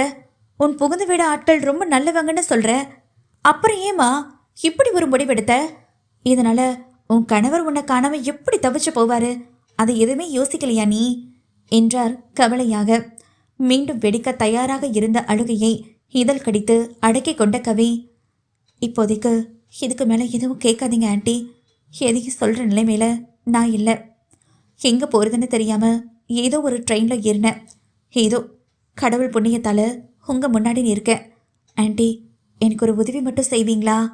கண்ணீரோடு கேட்கவும் அவள் நிலை உணர்ந்து கண்ணீரை துடைத்து விட்டவர், என்ன கவி உதவி அது இதுன்னு, என்ன செய்யணும்னு சொல்லு என்றார் பரிவாக. எனக்கு ஒரு சின்ன வீடு வேணும் ஆண்டி. இங்கே எங்கேயாவது உங்களுக்கு தெரிஞ்ச வீடு இருந்தால் பார்த்து விட முடியுமா? எதுக்கு வேற வீடு? இங்கே நம்மளோடவே தங்கிக்கோமா. உன் கூட ஸ்வாதி இருந்தாலும் பரவாயில்லை. உன்னை எப்படி தனியாக விடுறது? பார்க்கவே ரொம்ப சோர்வாகிருக்கியே. கவலையாக தலை கொதியவர். அப்புறம் எங்கள் வீடும் ரொம்ப சின்னது தான், அட்ஜஸ்ட் பண்ணிப்பியா கவி என்றதும் அவர்கள் இருக்கும் வீட்டை நோக்கினாள் கவி. 2 வத்திப்பெட்டி சைஸ் அறை கொண்ட சிறிய ஓட்டு வீடு. சிறு கூடத்திலே அடுப்பங்கரை, சிறிய குளியலறை, தேவைக்கேற்ப சாமான்கள், அவ்வளவுதான் அந்த வீடு. அதை கண்டு விழிவிரித்த கவிக்கு அப்போதுதான் அன்று போனில் பேசிய பெண்மணி விஷால் அனைத்து சொத்துக்களையும் மொத்தமாக இழந்து சென்றதை பற்றி கூறியது நினைவில் வந்தது. ஆண்டி, நீங்கள் ஏன் இது மாதிரி ஒரு வீட்டில் இருக்கீங்க? வீடு சொத்து எல்லாம் இழந்துட்டதா அந்த லேடி சொன்னாங்களே, அப்போ அதெல்லாம் உண்மைதானா? வருத்தமாக கேட்டவளை கண்டு விரக்தியாக புன்னகைத்து கொண்டவர், என்னம்மா பண்ணுறது, எல்லாம் நேரம். ஆரம்பத்தில் இருந்தே நம்பிக்கைக்கு பேர் போனவனா கூட இருந்து எல்லா பிஸ்னஸையும் பார்த்துக்கிட்டவன். பணத்து மேலே ஆசைப்பட்டு எங்களுக்கே தெரியாமல் எல்லா சொத்தையும் அவன் பேருக்கு மாற்றிக்கிட்டு எங்களை நடுத்தருவில் விட்டுட்டான். நாங்களும் அவனுக்கு எதிராக எவ்வளவோ போராடி பார்த்தோம். கடைசியில் ஒன்றும் வேலைக்காகலை. அதுக்கு மேலே இழந்த சொத்துக்கள் எல்லாம் அந்த மோசங்காரங்கிட்ட இருந்து திரும்ப கிடைக்கும்னு நம்பிக்கையும் இல்லை. அவனை சமாளிக்க கையில் பணமும் இல்லை. காதில் கழுத்தில் கிடந்த நகையை விற்று பணமாக எடுத்துக்கிட்டு இங்கே வந்துட்டோம். கடினமான விடயத்தை கூட எளிமையாக சொன்னவரை வியந்து பார்த்த கவி, டேய் விஷு, உனக்கு கூட இந்த விஷயம் கஷ்டமா இல்லையா? எவ்வளோ பெரிய விஷயம். அவ்வளோ வசதியாக வாழ்ந்தவங்க இப்போ இந்த மாதிரி இருக்கும் மீனு. ஏன் இல்லாமல் கவி, நல்லா வசதி வாய்ப்போட வாழ்ந்துட்டு திடீர்னு ஒன்றுமே இல்லாமல் நடு ரோட்டில் வந்து நிற்கும்போது கண்டிப்பாக கஷ்டமாக தான் இருந்தது தான். ஆனால் அந்த கஷ்டத்தையே நினச்சி எத்தனை நாளைக்கு இருக்க முடியும்? எனக்கு ஆறுதலாக அம்மாவும் அவங்களுக்கு ஆறுதலாக நானும் கஷ்டத்தை மறந்து வாழ முயற்சி பண்ணுறோம். அதில் கடுகளவு வெற்றியும் கண்டாச்சு. இனி வரப்போகிற காலங்களை எப்படி சந்தோஷமாக வாழலாம்னு யோசிக்கிறேன். புன்னகையோடு சொன்னவனை கண்டு இதழ் விரித்தவள், கண்டிப்பாக விஷு, உன் எண்ணம் போல நடக்கும். உழைச்சி சம்பாதிக்கிறதே நிலையாக இல்லாத போது ஏமாற்றி படுகினவனுக்கு மட்டும் எப்படி நிலைக்கும்? அது எல்லாம் நீயும் ஆன்ட்டியும் கஷ்டப்பட்டு உழைச்சது. உன் கைவிட்டு போன சொத்து எல்லாம் திரும்ப உனக்கே வரும் விஷு, கவலைப்படாத அவனிடம் திடமாக கூறிய கவி. ஆண்டி, இந்த சின்ன வீட்டில் உங்களுக்கே சிரமமாக இருக்கும். இதில் நான் வேற எதுக்கு சிரமமா என்றாள் சங்கடமாக. நோ கவி, நீ இங்கே தான் இருக்கணும். இதுக்கு மேலே பேச ஒன்றும் இல்லை. நீ இரு, நான் போய் சாப்பாடு வாங்கிட்டு வரேன் என்ற விஷாலின் அன்னை உணவை எடுத்து வந்து கவியிடம் கொடுக்க வயிறு பசித்தும் உணவு தொண்டை குழியில் இறங்க மறுத்தது கணவனின் ஞாபகத்தில். நாட்கள் ஒவ்வொன்றும் முட்கள் மேல் நடப்பது போல மிகவும் கடினமாக சென்று கொண்டிருந்தது. அதிலும் ஆத்விக்கு சொல்லவே வேண்டாம். நடைப்பெணமாக இருந்தவனுக்கு நம்பிக்கை துரோகம் செய்து சென்ற மனைவியை ஒவ்வொரு நாளும் ஒவ்வொரு விதத்தில் வெறுத்து மனம் வேதனை கொண்டவன். அவள் எங்கே சென்றாள் என்றெல்லாம் பெரிதாக தேடும் முயற்சிகள் எடுக்கவில்லை என்றே சொல்லலாம். காரணம், அவள் எழுதி வைத்து சென்ற கடிதம். ஒவ்வொரு முறையும் அதை படிக்கும் போதும் அவன் அடையும் வேதனையை வார்த்தைகளால் உணர்த்திவிட முடியுமா என்ன? அன்றிலிருந்து மனம் இறுகி போனவன்தான். உணர்ச்சிகளை வெளிப்படுத்தாமல் இறுகிய பாறையாக வலம் வருபவன் தனது மொத்த கவனத்தையும் வேலையில் செலுத்தி வந்தாலும் இரவில் தனிமையில் தன்னவளின் நினைவில் அவள் இல்லாமல் உருகி கரைவதை அவன் மட்டுமே அறிந்த ஒன்றல்லவா? வீட்டில் இருந்தும் நச்சரிக்க தொடங்கிவிட்டனர். கவி எங்கே, ஏன் அழைப்பை ஏற்று பேச மறுக்கிறாள், அவளுக்கு என்ன ஆயிற்று என்றெல்லாம் அவர்களுக்கு யார் புரிய வைப்பது? அவன் மனைவி அவன் மீது துளியும் நம்பிக்கையின்றி நீ வேண்டவே வேண்டாம் என்று மொத்தமாக உதறி சென்ற கதையை கவி வீட்டை விட்டு போவதற்கு முன் நடந்தது என்ன? இரவு வீடு வந்த ஆத்வி அவனுக்காக ஆசையாக காத்திருந்த மனைவியை குழந்தையாக கையில் அள்ளி கொஞ்சி முத்தமிட்டு சிவக்க வைத்தவன் தன்னவளின் சிவந்த மூக்கை மிட்டாயாக சுவைத்து மெத்தையில் சரிக்கையில் ஏதோ ஒரு ஒவ்வாமை ஏற்பட்டு அவனை விளக்கிய கவி, மாமா இன்னைக்கு வேண்டாமே, என்னவோ தெரியல, உணவு முடியாத மாதிரி இருக்கு, காலையிலிருந்தே தலை சுத்துது மாமா, சோர்வாக சொல்லவும் பதறிய ஆத்வி, என்னடி சொல்ற? காலையிலேருந்து ஏன் என்கிட்ட சொல்லலை? இப்போ உடம்புக்கு என்ன செய்யுது கவி? வா, உடனே ஹாஸ்பிட்டல் போலாம். தாமதிக்காமல் அவசரமாக அவளை தூக்க போக, மாமா கொஞ்சம் அமைதியா இருங்க, ஒன்றும் இல்லாத விஷயத்துக்கு ஏன் இப்படி பதறி போறீங்க? அது லேசான தலை சுத்தல் தான், நல்லா ரெஸ்ட் எடுத்தா சரியாயிடும், நீங்க இப்படி வாங்க என அவனை எடுத்து மெத்தையில் சரித்தவள் கணவனின் இரும்பு நெஞ்சில் இதமாக தலை வைத்து தன்னவனை இறுக்கி அணைத்து கொண்ட கவி கலக்கத்தோடு தன்னையே பார்த்து கொண்டு இருந்தவனைக் கண்டு மெலிதாக புன்னகைத்தவளாக அவன் கன்னத்தில் முத்தமிட்டு, எனக்கு ஒன்றும் இல்லை மாமா, மூஞ்சி இப்படி வருத்தமாக வச்சுக்காதீங்க, காலையில் ஃப்ரெஷ் ஆகிடுவேன் என்றவள் மீண்டும் அவன் கன்னத்தில் முத்தமிட கவியின் தெளிவான பேச்சில் சற்று முகம் இயல்பாக்கி தன்னவள் இதழ் கவ்வி அழுத்தமாக ஒற்றை முத்தம் கொடுத்து அவளை நெஞ்சில் அணைத்து தட்டி கொடுத்தவன் மனமோ ஒருவித தடுமாற்றத்தை உணர்த்தியது. மறுநாள் அழகாக பொழுதாகத்தான் விடிந்தது. ஆனால் ஆத்விக்கு கவிக்கு அப்படி இல்லையே. உறங்கி எழுந்ததும் தலை சுற்றல் இருந்ததுதான். ஆனால் எங்கே கணவனிடம் சொன்னால் தேவையில்லாமல் பயம் கொள்ளப் போகிறானோ என்ற கவலையில் தன்னை இயல்பாக காட்டிக்கொண்டு காலை உணவை இருவருமாக ஒருவர் மாற்றி ஒருவர் ஊட்டிவிட்டு சிறு சிறு முத்தங்களும் கொஞ்சமாக எல்லை மீறல்களும் என்று சிரிப்பும் வெட்கமும் கலந்த தங்களின் காலை பொழுதை காதலோடு கழித்துவிட்டு மனமே இன்றி அலுவலகம் சென்றான் ஆத்வி. அதுவரை மனசொர்வையும் உடல் சோர்வையும் கணவனிடம் இருந்து மறைத்து சகஜமாக இருந்த கவிக்கு இப்போது அதிகமாக தலை சுற்றல் ஏற்படவே சந்தேகமாக நாட்கணக்கை கணக்கிட்டு பார்த்தவளுக்கு இதைவிட வேறு என்ன மகிழ்ச்சி கிட்ட போகிறது? அப்போ நான் அம்மாவாக போறேனா? என் மாமா அப்பாவாக போறாரா? ஐயோ, இவ்வளோ பெரிய மகிழ்ச்சியான விஷயத்த என் மாமா கிட்ட சொல்லாமல் விட்டுட்டேனே. முருகா, இவ்வளோ சந்தோஷமா இருக்கு. அவருக்கும் தெரிஞ்சா எப்படி எக்ஸைட் ஆவாரோ. உடனே இந்த விஷயத்த மாமா கிட்ட சொல்லணும். உற்சாகமாக அலைபேசியை எடுத்தவளுக்கு என்ன தோன்றியதோ. எதற்கும் மருத்துவமனை சென்று உறுதிப்படுத்தி கொண்ட பிறகு கோவிலுக்கு சென்று தங்கள் பெயர்களில் அர்ச்சனை செய்துவிட்டு வந்த பின்பு கணவனிடம் கூறி இருவருமாக சேர்ந்து மகிழலாம் என்ற நினைப்பில் முகம் முழுக்க பரவசத்தோடு ஆசையாக கிளம்பி சென்றவளை பார்த்திருந்த ஹரிதா அதன் பின் தன் தகிடுத்தத்தை தொடங்கியிருந்தாள்.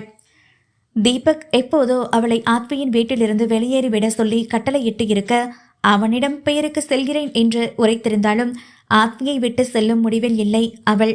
ஆனால் ஆத்வி இவளால் தேவையில்லாமல் கவிக்கு எந்த ஒரு சங்கடமும் நேரக்கூடாது என்றே யாதவ் திருமணம் முடித்துவிட்டு வந்த பிறகு அவளை வேறு ஒரு பிளாட்டில் வலுக்காட்டாயமாக தங்க வைத்து விட்டான். மனைவியை எப்போதும் குழந்தையாக கொஞ்சிக் கொண்டு மகாராணி போல் உள்ளங்கையில் தாங்கும் ஆத்வியை காண காண தன்னையும் அவன் இதே போல் பார்த்து கொள்ள வேண்டும் என்ற ஆசை பெருக்கெடுத்தது. அதுவே ஹரிதாவுக்கு கவி மீது வன்மத்தை கிளப்பி விட்டிருக்க அவளின் மகிழ்ச்சியை குலைக்க வேண்டி நேரம் பார்த்து காத்திருந்தவள் ஆத்வியின் வீட்டை கண்காணித்துக் கொண்டு இருக்கும் வேளையிலே கவி வீட்டை விட்டு வெளியேறுவதைக் கண்டு திருட்டு எலியாக ஆத்வியின் வீட்டில் நுழைந்து இருந்தாள் ஹரிதா. இங்கு தான் தாய்மை அடைந்ததை உறுதிப்படுத்தி கொண்டு அந்த மகிழ்ச்சியில் சுவாமிக்கு அர்ச்சனை பொருட்களோடு சேர்த்து பலவிதமான இனிப்புகளையும் வாங்கிய கவி சுவாமியை மனம் உருக தரிசித்துவிட்டு அங்கிருந்த குழந்தைகளுக்கு இன்முகத்தோடு இனிப்புகளை வழங்கியவள் வீடு வரும்போதே தனது மொத்த மகிழ்ச்சியும் தொலைத்து விட்டிருந்தவள் வீட்டில் வந்து அவள் கண்ட காட்சியில் மனம் வெடித்து கதறிவிட்டாள் பாவை. நான் எப்பவும் உனக்கு தான் ஹரி. என் குழந்தைய நீ சுமக்கும் போது நான் எப்படி போயும் ஒரு ஹேண்டிகேப்டு கூட என் வாழ்க்கையை வாழ்வேன். அவளால் எனக்கு நோ யூஸ். என் தம்பி லவ் பண்ணுற பொண்ணுக்கு ஒரு பிரச்சனை. அதுக்காக நான் பணம் கட்டினதை அந்த லூஸு அவளுக்காக கொடுத்ததா நினச்சிக்கிட்டு தானாக என் வலையில் சிக்கினான். விடுவேனா நான்? என்னை அடித்து அவமானப்படுத்தினவளை பழி தீர்க்க இது ஒரு வழியாக பயன்படுத்திக்கிட்டேன். சும்மா அவன் மேலே காதல் உள்ளதை போல நடித்து பார்த்தேன். என்னம்மா உருகிற அந்த லூஸு. நான் சொன்னது போலவே அவன் மேலே இப்போ எனக்கு சலிப்பு தட்டி போச்சு. என் தம்பிக்கும் எந்த தடையும் இல்லாமல் கல்யாணமும் முடிஞ்சிடுச்சு. இனிமே என் இஷ்டப்படி தான் எல்லாமே நடக்கும். இன்னைக்கோ நாளைக்கோ நாயை அடித்து விரட்டி விடுற மாதிரி அவளை கதற கழுத்தை பிடிச்சி வெளியே தள்ள போகிறேன். அதுக்கு முன்னாடி கொஞ்சம் காதல் விளையாட்டு அவகிட்ட ஆடி பார்க்க ஆசை. அப்புறம் என்ன, நீயும் நானும் சந்தோஷமா நமக்கு பிறக்க போகிற குழந்தையோட வாழலாம் என்ற பேச்சுக்கள் நீண்டதோடு முத்தம் கொடுக்கும் சத்தமும் அறையில் இருந்து வெளிவர எதையும் சுக்காகி போனாள் கவி. உள்ளிருந்து வெளிவந்த ஆத்வியின் குரலுக்கு சொந்தக்காரனோ ஒரு மிமிக்ரி ஆர்டிஸ்ட். ஆத்வியின் குரலை பிசுறு தட்டாமல் ஹரிதா கொடுத்த ஸ்கிரிப்டில் உள்ள அனைத்தையும் பக்காவாக பேசிட இங்கு கவிக்கு சந்தேகம் வருமா என்ன? தன் கணவன்தான் தனக்கு துரோகம் செய்துவிட்டான் என முழுமையாக நம்பியவள் மனம் வெறுத்த நிலையில் கணவனுக்காக கடைசி கடிதம் எழுதினாள் கண்ணீரோடு. நம்பி வந்தவளை இப்படி பச்சையை ஏமாத்துவீங்கன்னு நான் நினைச்சு கூட பார்க்கல மாமா. நீங்க என்ன மட்டும் இல்லை, உங்களையே நம்பி இருக்க உங்க குடும்பத்தையும் சேர்த்து ஏமாத்திட்டீங்க. ஹரிதா வயிற்றுல வளர்ற குழந்தைக்கு நான் காரணமே இல்லைன்னு என்கிட்ட எப்படியெல்லாம் நாடகம் போட்டீங்க. ஆனா இப்போ எல்லா உண்மையும் உங்க வாயாலேயே தெரிஞ்சுக்க வேண்டிய சூழ்நிலை வந்துடுச்சு என்ற இடத்தில் கண்ணீர் சொட்டுக்கள் தெரித்தது. நீங்க தான் ஹரிதா குழந்தைக்கு அப்பான்னு தெளிவா சொல்லிட்டீங்க. கல்யாணத்துக்கு முன்னாடியெல்லாம் என் மேல நீங்க வெறுப்பை காட்டினாலும் அதுல ஒரு உண்மை இருக்கும். ஆனா கல்யாணத்துக்கு பிறகு முழுக்க முழுக்க பொய்யா என் கூட வாழ்ந்து இருக்கீங்கன்னு நினைக்கும் போதுதான் என் இதயத்தை உயிரோட பிடுங்கி எடுக்கிற மாதிரி வலிக்குது மாமா, ரொம்ப வலிக்குது. எழுதும் போதே கண்ணீரில் கரைந்தவள், நீங்க என் மேல காட்டின பாசத்தை இப்பவும் என்னால பொய்யனை ஏத்துக்கவே முடியல. அந்த அளவுக்கு தத்ரூபமா நடிச்சு என்னை ஏமாத்திட்டீங்களே.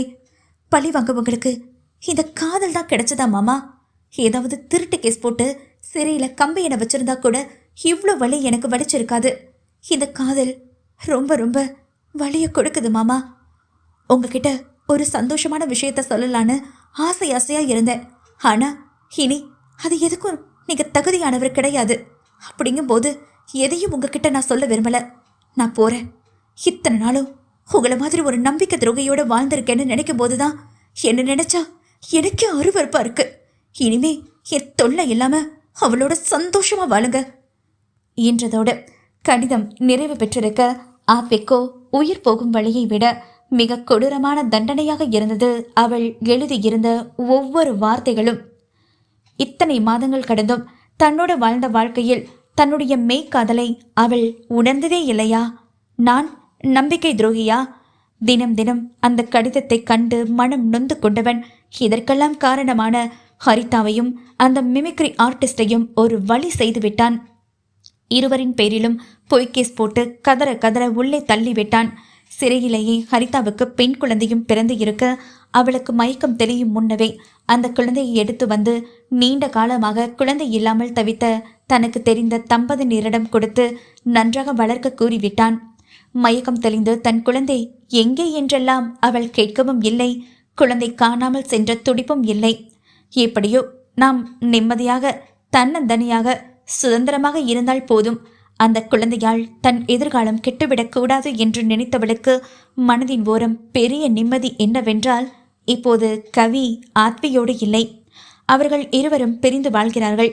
இனிமேல் காலத்துக்கும் இருவரும் ஒன்று சேராதவாறு காய் நகர்த்திவிட்டு வந்துவிட்டோம் என்ற மகிழ்ச்சியே போதுமானதாக இருந்தாலும் இனி சிறை விட்டு வெளியே செல்லுகையில் ஆத்வியை விட நல்ல பணக்காரனை திருமணம் செய்து கொண்டு செட்டிலாக வேண்டும் என்ற எண்ணம் மட்டுமே புதிதாக உருவாகி இருந்தது. ஹரிதா அவள் குழந்தைக்காகவாது மனம் திருந்தி வாழ்வாள் என்ற காரணத்தினால்தான் அவளை இத்தனை நாளும் தன் கண்காணிப்பிலேயே வைத்து இருந்ததற்கு காரணம். ஆனால் அவளோ நிச்சயமாக அந்த குழந்தை வேண்டாம் என்ற எண்ணத்தில்தான் இருந்து வந்தாள். அதையெல்லாம் கூர்மையாக உள்வாங்கிக் கொண்ட ஆத்வி மட்டும் அந்த குழந்தையை எடுத்து செல்லவில்லை என்றால் அவளை ஏதோ ஒரு அனாதை ஆசிரமத்தில் அப்பிஞ்சு குழந்தையை தூக்கி வீசுவது உறுதியே. அத்தியாயம் 68. மனைவியின் வாடி வதங்கிய முகம் கண்டு ஒவ்வொரு நாளும் வேதனை கொண்ட யாதவ் சரியாக உண்ணாமல் உறங்காமல் எந்நேரமும் தோழியின் நினைவில் அவள் எங்கே சென்றாளோ என்ற தவிப்பில் மனதளவில் சோர்ந்து இருப்பவளை தேத்த வேண்டி அவளுக்காக உணவை கொண்டு வந்தவன். ஸ்வாதி, கொஞ்சம் சாப்பிடடா. கவி எங்க இருந்தாலும் பத்திரமா இருப்பா. கூடிய சீக்கிரம் அவ திரும்ப நம்மக்கிட்டேயே வந்துடுவாமோ. நீ அதையே நினைச்சு வருத்தப்படாம எனக்காக சாப்பிடு ப்ளீஸ் என கெஞ்சி கொஞ்சி ஒரு பக்கம் யாதவ் அவன் மனைவியை உண்ண வைத்து கொண்டிருக்க மற்றொரு பக்கம் ஆதியிடம் நன்கு வாங்கி கட்டி கொண்டு அமர்ந்திருந்தாள் மித்ரா. என்னங்க, உங்களுக்காவது கவி எங்க போனாங்கிற விவரம் தெரிஞ்சுதா? ஆத்வியும் தெளிவான பதில் சொல்லாம போறான். சூதுவாது தெரியாத புள்ள எங்க போனா என்ன ஆனான்னு இது வரைக்கும் ஒரு விவரமும் தெரிய வரல. எதுக்காக கவி இப்படி ஒரு முடிவை எடுத்தா? ஆத்வியை மட்டும் விட்டு போகல, நம்ம எல்லாரையும் விட்டுட்டு போயிட்டாளேங்க. ஒரு வார்த்தை அவளுக்கு என்ன பிரச்சனைன்னு நம்ம கிட்ட சொல்லி இருந்தா நாம அவ கூட உறுதுணையா நின்று இருக்க மாட்டோமா? விடாமல் புலம்பி தள்ளிய மனைவியை எத்தனை நேரம்தான் ஆறுதல் வார்த்தைகள் கூறி அமைதிப்படுத்த முனைவது? மித்து பேபி, கொஞ்ச நேரம் அமைதியா இருடி. கவியை இப்படி ஒரு முடிவை எடுத்தானா ஆத்விக்கு தெரியாமலா இருக்கும்? அப்படி இருந்தும் அவன் அமைதியா இருக்கானா? காரணம் இல்லாம இருக்காது. எதுவா இருந்தாலும் அவன் பார்த்துப்பான். நீ வீணா டென்ஷன் ஆகி பிபியை எகிர விட்டுறாதடி என்றான் பற்களை கடித்தபடி. கவி காணாமல் போனதே மித்ராவுக்கு பெருங்கவலையை ஏற்படுத்தி இருக்க மீண்டும் மீண்டும் கணவனின் தோல் சாய்ந்து வருத்தம் கொள்ளவும் ஆதிக்கும் வருத்தம் இருந்தாலும் அதை வெளிக்காட்டிக் கொள்ளாதவனாக, உன்னை அமைதியா இருக்க சொன்னேன். இதுக்கு மேல சொன்னதையே சொல்லி புலம்பிட்டு இருந்த அப்புறம் என் கோப முகத்தை பார்த்துதான் நீ பார்க்க வேண்டியிருக்கும். சற்று கடுமையை கூட்டி உரைக்கும் அந்த சில மணி நேரங்கள்தான் அவள் வாய் திறக்காது இருக்கும் தருணம். ஆனால் அந்த கடுமை காட்டும் நேரத்திலும் மனைவியின் முதுகை ஆதுரமாக வருடிவிடும் இதத்தை அவன் மனைவி உணராது இருப்பாளா என்ன? கொஞ்சம் இயல்பாக பேசிவிட்டாலும் போதும், மீண்டும் பழைய பல்லவியை பாடத் தொடங்கி விடுவாள் என்றே முகத்தில் கடுமையை காட்டுபவன் ஒற்றை இதமான வருடலில் ஆறுதலை தெரிவித்து விடுவான் ஆதி. வீட்டில் உள்ள அனைவருக்குமே கவி காணாமல் போனது வருத்தத்தையே கொடுத்திருக்க ஒருவித இறுக்கமான சூழ்நிலையை தளர்த்தி அனைவரின் முகத்திலும் புன்னகை தவள வைப்பது எல்லாம் தன்யாவும் திவ்யாவுக்கு பிறந்த குட்டியும் தான். மனைவி இல்லாத துக்கம் ஆத்வியின் முகத்தில் சிறிதுமின்றி புது மாப்பிள்ளை போல் வலம் வருகிறான் என்றுதான் மற்றவர்கள் பார்வைக்கு தெரியும். ஆனால் அவன் மனம் படும் ரணவேதனையை யார் அறிவர்? தன்மேல் சிறிதும் நம்பிக்கை இல்லை என்று அவளாகத்தானே சென்றாள். தாமாக ஒன்றும் அவளை துரத்திவிடவில்லையே. அவள் எப்படி சென்றாலோ அப்படியே திரும்பி வரட்டும். 4 அறை விட்டு தன் கோபத்தை போக்கிக் கொள்ளலாம். ஆனால் தாமாக சென்று அவளை தேடக்கூடாது, அழைக்கக்கூடாது என்ற உறுதியான முடிவோடு இருக்கிறான். ஆனால் அது எத்தனை நாட்களுக்கு நீடிக்கும்? மனைவி இல்லாத ஒவ்வொரு இரவும் நரகமாக கழிக்கின்றதை அவன் ஒருவன்தானே அறிவான். எப்படியாவது தன்னவள் தன்னிடம் தன்னை முழுமையாக நம்பி வந்துவிட மாட்டாளா என்ற ஏக்கத்தில் ஒவ்வொரு நொடிகளையும் கழிப்பது அவன் பிடித்து போடும் சிகரெட் துண்டுகள் யாவும் அறியும். ஒவ்வொரு நாளும் பொழுது விடியும் போதும் அவளாக வருவாள், தன்னை விட்டு பிரிந்து இருக்க முடியாமல் என்ற முழு நம்பிக்கையில் இருக்க அவன் நம்பிக்கையை பொய்யாக்கும் விதமாகவே ஒவ்வொரு நாளும் முடிவை எட்டி தினம் தினம் ஏமாற்றத்தையே பரிசாக வழங்கியது. மாதங்கள் கடந்து விட்டது அவளின்றி. மாமா, என்ன எப்பவும் கைவிட மாட்டிட்டீங்களே? என்னால் உங்களை பிரிஞ்சு வாழவே முடியாது. நீங்கள் இல்லாத வாழ்க்கையை நினச்சி கூட பார்க்கறது கூட ரொம்ப கொடுமையாக இருக்கு மாமா. என்னை இப்படியே எப்பவும் உங்கள் நெஞ்சுக்குள்ளே வச்சுக்கணும், சரியா?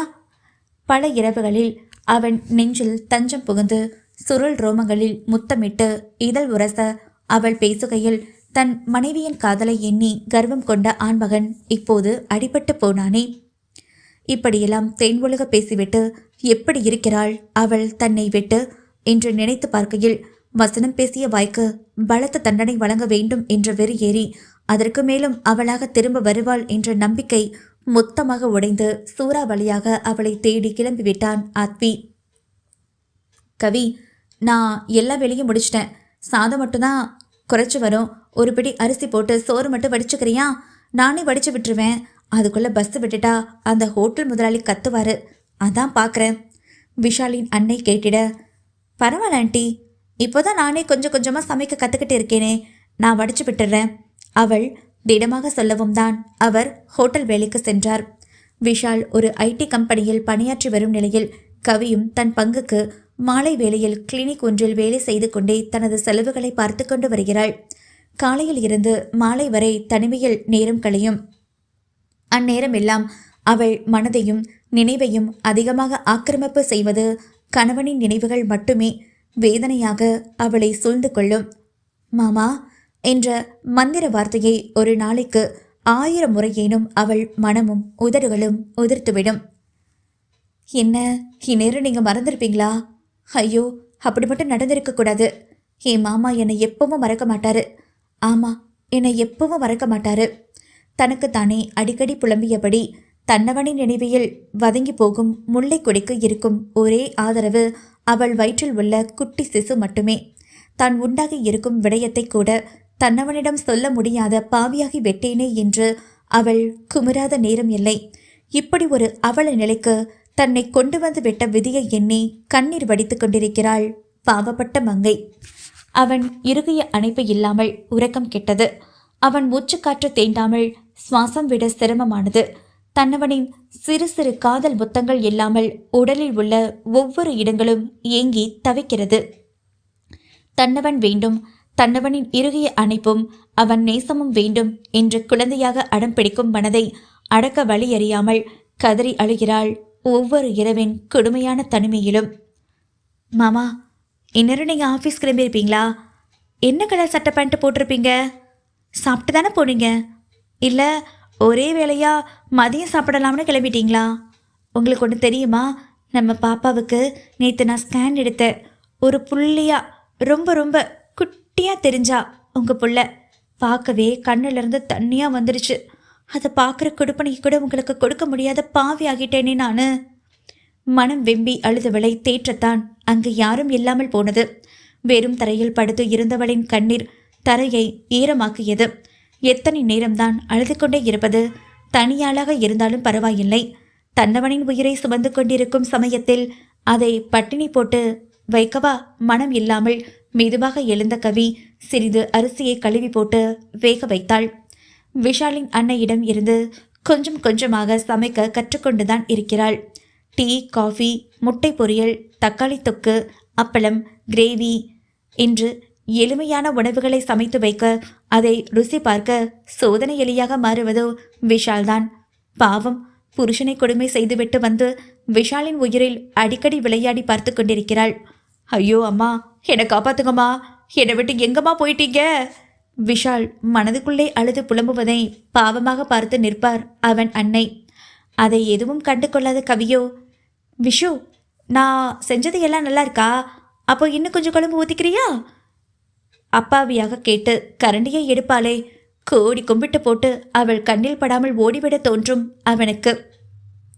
சோறு கொதித்து பொங்கி வரவும் அடுப்பை அவசரமாக அணைத்துவிட்டு சிறு கரித்துணி பிடித்து அதனை வடித்துவிட தூக்கியவள் பதட்டத்தில் சூடு தாங்காமல் கை மீதே கொட்டிக்கொண்டு எரிச்சலும் வலியும் தாங்காமல் துடித்து போனவளின் இடது கை முழுக்க சிவந்துவிட குழாயை திறந்துவிட்டு நீரில் கரத்தை காட்டியும் எரிச்சல் குறைவது போல் தெரியவில்லை. கண்கள் எல்லாம் கலங்கி சிவந்துவிட்ட நிலையில் பொங்கி வந்த தீக்காயத்திற்கு மருந்திட்ட கவி சாப்பாடு கொட்டிய இடத்தை எல்லாம் மெதுவாக சுத்தம் செய்து எடுத்தவளின் நினைவில் மீண்டும் உதயமாகியதோ அவளின் கணவனின் நினைவே. மாமா, இன்னைக்கு நைட்டுக்கு நானே உங்களுக்காக சமைக்கலாம்னு இருக்கேன். சீக்கிரம் ஆஃபீஸ் விட்டு வந்துடுங்க. உற்சாகம் பொங்க சொன்னவளை மேலும் கீழும் ஒரு பார்வை பார்த்தவன் சிவப்பு நிற சுடிதாரில் தக்காளி போல் பளபளத்தவளை கண்கள் மின்ன கண்டு அவள் இடை வளைத்து இழுத்த ஆத்வி, திடீர்னு ஏன் இந்த வளர்ந்த குழந்தைக்கு இப்படி ஒரு எண்ணம் வந்துச்சு? மூக்கோடு மூக்குரசி கொஞ்சலோடு ஒரு முத்தம் வைத்தான் சிவந்த இதழினில். கணவனின் சீண்டலில் கூச்சம் கொண்ட நங்கை, நீங்களும் அன்னைக்கு திட்டினீங்க, நான் ஒன்றுத்துக்கு லாக்கி இல்லைன்னு. ஊருக்கு போனப்ப சுவாத்தியும் என்னை திட்டா. உங்களை நான் சரியாக கவனிச்சுக்கலையா, பொண்டாட்டியா லட்சணமாக சமைச்சு போடலையா. ஆம்பளைங்க எப்பவும் பொண்டாட்டி கையால் சாப்பிடத்தான் ஆசையாக இருப்பாங்களாம். உங்களுக்கும் அந்த ஆசை இருக்குமாம். ஆனால் நீங்கள் அதை பெருந்தன்மையாக என்கிட்ட சொல்லாமல் என்னை அன்பாக பார்த்துக்கிறீங்களாம். நீங்கள் தான் என்னை உள்ளங்கையில் வச்சு தாங்குறீங்களாம். ஆனால் நான் அதில் கொஞ்சம் கூட உங்களை சரியாக பார்த்துக்க மாட்டேனா. இது எல்லாத்தையும் விட நாளைக்கு நமக்கு குழந்தை பிறந்துட்டா அந்த குழந்தைக்காகவாது நான் சமைக்க கற்றுக்கிட்டே ஆகணுமா. ஒரு குழந்தைக்கு அம்மா சமைச்சு பாசத்தோடு ஊட்டி விடுற மாதிரி வேற யார் கொடுத்தாலும் ஈடாகாதான். இப்படி நிறைய திட்டினா. அவள் சொன்னதெல்லாம் யோசிச்சு பார்த்தேன். அதுவும் சரிதானே. அதான் இனிமே நானே உங்களுக்காக சமைக்க போகிறேன். உங்களை சரியாக கவனிச்சுக்க போகிறேன். தீவிரமாக பேசும் மனைவியின் அழகை ரசித்து அசைந்தாடும் செப்பு இதழ்களில் மையலிட்டு மீண்டும் அந்த இதழுக்கு இச்சு வைத்து வலிக்காமல் அவள் கண்ணம் பற்றியவன், நீ எனக்கு சமைச்சு போட்டுதான் உன் அன்பை எனக்கு வெளியே தெரியப்படுத்தணும்னு எந்த அவசியமும் இல்லை பேபி. எனக்காக செய்யணும்னு நீ இந்த அளவுக்கு நினைக்கிறதே போதும். உனக்காக என்ன வேணாலும் செய்ய நான் இருக்கேன். என் பொண்டாட்டிய நான் பார்த்துக்கிட்டு இருந்தாலே போதும். உன்னை குழந்தை போல பார்த்துப்பேன், சரியா? மென்மையில் கரைந்த ஆத்வி அவள் கன்னத்தில் முத்தமிட்டவனாக, என் ஸ்வீட் ஹார்ட்டை இந்தளவுக்கு யோசிக்க வச்சு டென்ஷன் பண்ண உன் ஃப்ரெண்டை இன்னைக்கு நான் ஒரு வழி பண்ணுறேன் பாரு, இரு.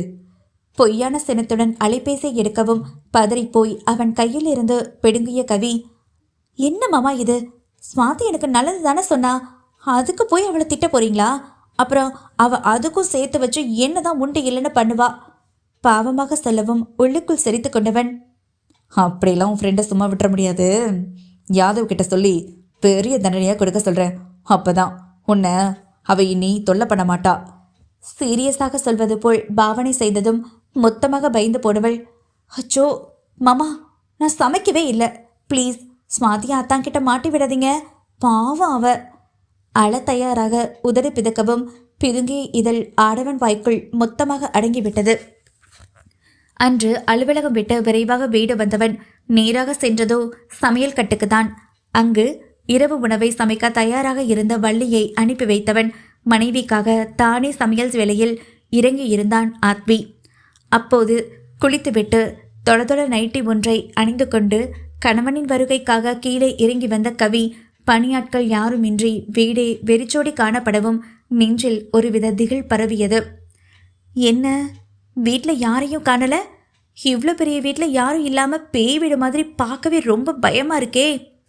பதட்டமும் பயமுமாக வள்ளி கிச்சனில் இருப்பார் என நினைத்து அவசரமாக ஓடி வந்தவளோ கட்பனியனில் வியர்க்க விறுவிறுக்க மும்முரமாக திரும்பி நின்று சமைத்து கொண்டு இருப்பவனைக் கண்டு வியந்து போன கவி ஆசையாக ஓடி வந்து அவன் பின்னால் இருந்து கட்டி கொண்டவள் அவன் வியர்வை படிந்த முதுகு தண்டில் மென்மையாக முத்தமிட செழித்து போனான் ஆடவன். என்ன கவி, ரொம்ப பயந்துட்டியா? தன் மார்பில் அழுத்தம் கூட்டிய அவள் கரங்களை குடிந்து பார்த்து வினவியவன் நண்டு பிரட்டலுக்கு மசாலாக்களை கவனமாக சேர்த்தான். வீட்டில் யாரும் இல்லைன்னதோ கொஞ்சம் பயந்துட்டேன். ஆமாம், நீங்கள் ஏன் இந்த வேலையெல்லாம் பார்க்குறீங்க? வள்ளியக்கா எங்கே போனாங்க மாமா என்றவள் இன்னும் அவனை ஆழமாக கட்டிக்கொள்ள மனைவியின் மென்மைகள் எக்கத்தப்பாக மோதி ஆடவன் புத்தியை மழுங்க செய்தது. ஏய் கவி, சமைக்க விடுடி. இப்படி பண்ணால் சமையலை எப்படி கான்சென்ட்ரேட் வரும்? வேற எங்கெங்கோ புத்தி போகுதுடி. கணவனின் கிறங்கும் பேச்சில் தானும் கிறங்கியவள், எங்கெங்க போகுது உங்க புத்தி? தெளிவா சொல்லுங்க மாமா. தெரிந்தே உசுப்பினாள் அவனை. தெளிவா சொல்றதுக்கு என்ன, செஞ்சே காட்டுவேன். ஆனா சமையல் தீஞ்சு போயிடுமேனு பார்க்குற. கொஞ்ச நேரம் அமைதியா இருடி. ஒரு 10 நிமிஷத்துல முடிச்சிட்டு செய்முறை விளக்கத்துக்கு வர்றேன் என்றவன் கொதித்து முடித்த மீன் குழம்பின் மீது நறுக்கி வைத்த கொத்தமல்லி இலைகளை தூவி மசாலா தடவிய மீன்களை பிரட்டி போட்டான். மாமா, நீங்க என்ன செய்றீங்கன்னு என்னால் பார்க்க முடியலையே. அவன் முதுகில் மூக்கை உரசி அவள் சினுங்க. அப்போ என் முதுகுல உப்பு மூட்டை ஏறிக்கொடி, நல்லா தெரியும். அவன் சொன்ன அடுத்த நொடி நைட்டி தடுக்க கூடாதென்று முட்டி வரை ஏற்றிவிட்டு கொண்டு தன்னவன் முதுகில் ஏறி விட்டாள் குரங்கு கொட்டி. ஆமாம் மாமா, நீங்க எப்ப சமைக்க கத்துக்கிட்டீங்க? அவன் செவியோரம் பேசி கையும் காலையும் வைத்துக்கொண்டு சும்மா இல்லாமல் அட்டகாசம் செய்தாள் அவனை. மனைவியின் சேட்டை பிடித்த வேளையில் உணர்ச்சிகள் எழும்ப அடக்க முடியாமல் அவதிப்பட்டவன், பேசாம சைடில் வந்து நின்று பாரடின்னு சொல்லியிருக்கலாம். இவ்வளோ உப்பு மூட்டை ஏற்றி எனக்கு நானே ஆப்பு வச்சுக்கிட்டேன். உள்ளுக்குள் நொந்து கொண்ட ஆத்வி, யூஎஸ்ல இருக்கும்போது கற்றுக்கிட்டேன்டி என்றான் அவஸ்தையாக. ஓ, என்னெல்லாம் சமைப்பீங்க என்றவளின் செழுமைகள் அவன் கழுத்தில் அழுத்தமாக மோதியதில் மூச்சு வாங்கியவன், நான்வெஜ்ஜு எல்லாமே சமைப்பேன், ஓரளவுக்கு சமைப்பேன். அப்புறம் வெஜ்ஜில் முக்கியமான ஐட்டம்ஸ், அவ்வளோதான் என்றதும் ஆச்சரியமாக விழிவிரித்த கவி, அப்போ ஏன் இத்தனை நாளாக எனக்கு நீங்கள் இந்த விஷயத்தை சொல்லாமல் விட்டீங்க? நீ எங்கடி கேட்ட நான் சொல்கிறதுக்கு? சரி சரி, கேட்காம விட்டது ஏன் தப்பு தான். இனிமேல் தினமும் ஒரு வேளை நீங்கள் தான் எனக்கு சமைக்கணும், அப்படியே ஊட்டியும் விடணும். உங்களுக்கு தெரிஞ்ச எல்லா டிஷ்ஷையும் நான் டேஸ்ட் பார்த்தா தான் எனக்கு தூக்கமே வரும். அவன் தலைமுடியை பிச்சு பிடுங்கி எடுத்தவளை சமாளிக்க முடியாமல் மொழி பிதுங்கி நின்றாலும் மனைவியின் இன்பமான சேட்டையை ரசித்து மகிழ்ந்தான் ஆடவன். அன்றிலிருந்து தினம் ஒரு வேளை சமைத்து மனைவிக்கு ஊட்டிவிட எந்த குறையும் கூறாமல் அமிர்தமாக ரசித்து ருசித்து உண்டு அவனை பாராட்டி தள்ளி விடுவாள் கவி. அதிலும் அவள் செய்யும் சேட்டைக்காகவே மெதுவாக சமைத்து அடுப்புங்கரையில் புது புது காதல் லீலைகள் செய்து திணறடிப்பான் அவளை. பின்புறம் முதுகில் இருப்பவள் அப்படியே ஊர்ந்து வந்து அவனது முன்புறம் வயிற்றில் உப்பு மூட்டை அமர்ந்து 2 கால்களையும் அவன் பின்னோடு கட்டிக்கொள்வாள் பைங்கிலி. அவன் சமையல் செய்ய, இவள் அவன் முகத்தில் இதழ்கள் கொண்டு எச்சில் செய்ய, இன்று ஒவ்வொரு நாளும் மறக்க முடியாத இன்ப நினைவுகள்தான். அவன் யாவும் நினைத்தபடி தன் கை காயத்தை கண்டு கண்ணீர் விட்ட கவி, உடனே உங்களை பார்க்கணும் போல இருக்கு மாமா. தப்பு பண்ணிட்டேன். உங்களை விட்டு ரொம்ப பெரிய தப்பு பண்ணிட்டேன். உங்கள் மனசை உடைச்சு உங்கள் நம்பிக்கையை உடைச்சிட்டு வந்த இந்த பாவிக்கு மன்னிப்பே இல்லை. நான் பண்ணிட்டு வந்த காரியத்துக்காக என்னை வெறுத்து ஒதுக்கிடாதீங்க மாமா. உங்கள் வெறுப்பை தாங்குற சக்தி எனக்கு துளியும் இல்லை. கை வேற வலிக்குதே. அழுகையோடு புலம்பிய கவி எப்போது உறங்கினாலோ விஷாலின் அன்னை அவள் சூடுபட்ட கை காயத்தைக் கண்டு தன்னையே நொந்து கொண்டவர் அவளை வேறு எந்த வேலையும் செய்ய விடாமல் கவனமாக பார்த்து கொண்டார். அடுத்து வந்த நாட்களில் வீட்டில் மல்லிகை சாமான்கள் யாவும் காலியாக இருப்பதை கண்ட கவி, வீட்டில் சும்மாதானே இருக்கிறோம், தாமே சென்று வாங்கி வந்துவிட்டால் என்ன என்ற எண்ணத்தில் ஒரு பையை எடுத்துக்கொண்டு கிளம்பி சென்றாள். அருகில் இருந்த சூப்பர் மார்க்கெட்டிற்கு லிஸ்டில் எழுதியிருந்த பொருட்களை எல்லாம் ஒன்று விடாமல் வாங்கிய கவி மீண்டும் வீடு செல்ல வேண்டி பேருந்து நிறுத்தம் வந்தாள். அப்போது தனது 3 மாத கருவோடு மொட்டை வெயிலில் அங்கிருந்த ஒரு குழந்தையோடு சிரித்து பேசிக் கொண்டிருந்த கவியின் முன்னால் கோபமே உருவாக வந்து நின்றான் ஆத்வி. தன்னவனை கண்ட அதிர்ச்சியிலும் மகிழ்ச்சியிலும் கண்கள் விரிய கண்ணீர் வலிய பேச்சற்று நின்றவளின் இதழ்கள் மாமா என்ற வார்த்தையை உச்சரிக்க முடியாமல் முட்டையில் இருந்து புதிதாக பொரிந்து வெளிவந்த குருவி குஞ்சியின் வாயாக திறந்து மூடி நர்த்தனம் ஆடிக்கொண்டிருந்த கணத்தில் சப் சப் என்று இரு கன்னத்தில் இடியாக விழுந்த அடியை தாங்கிக் கொள்ள முடியாமல் கண்கள் சொருகி மயங்கி போனவளை இறுகிய முகத்தோடு கையில் ஏந்தி கொண்டவன் காரில் கிடத்திய ஆத்வி அவள் வாங்கி வைத்த மல்லிகை சாமான் பையையும் எடுத்துக்கொண்டு அவள் தங்கியிருக்கும் விஷாலின் வீட்டிற்கு சென்றான்.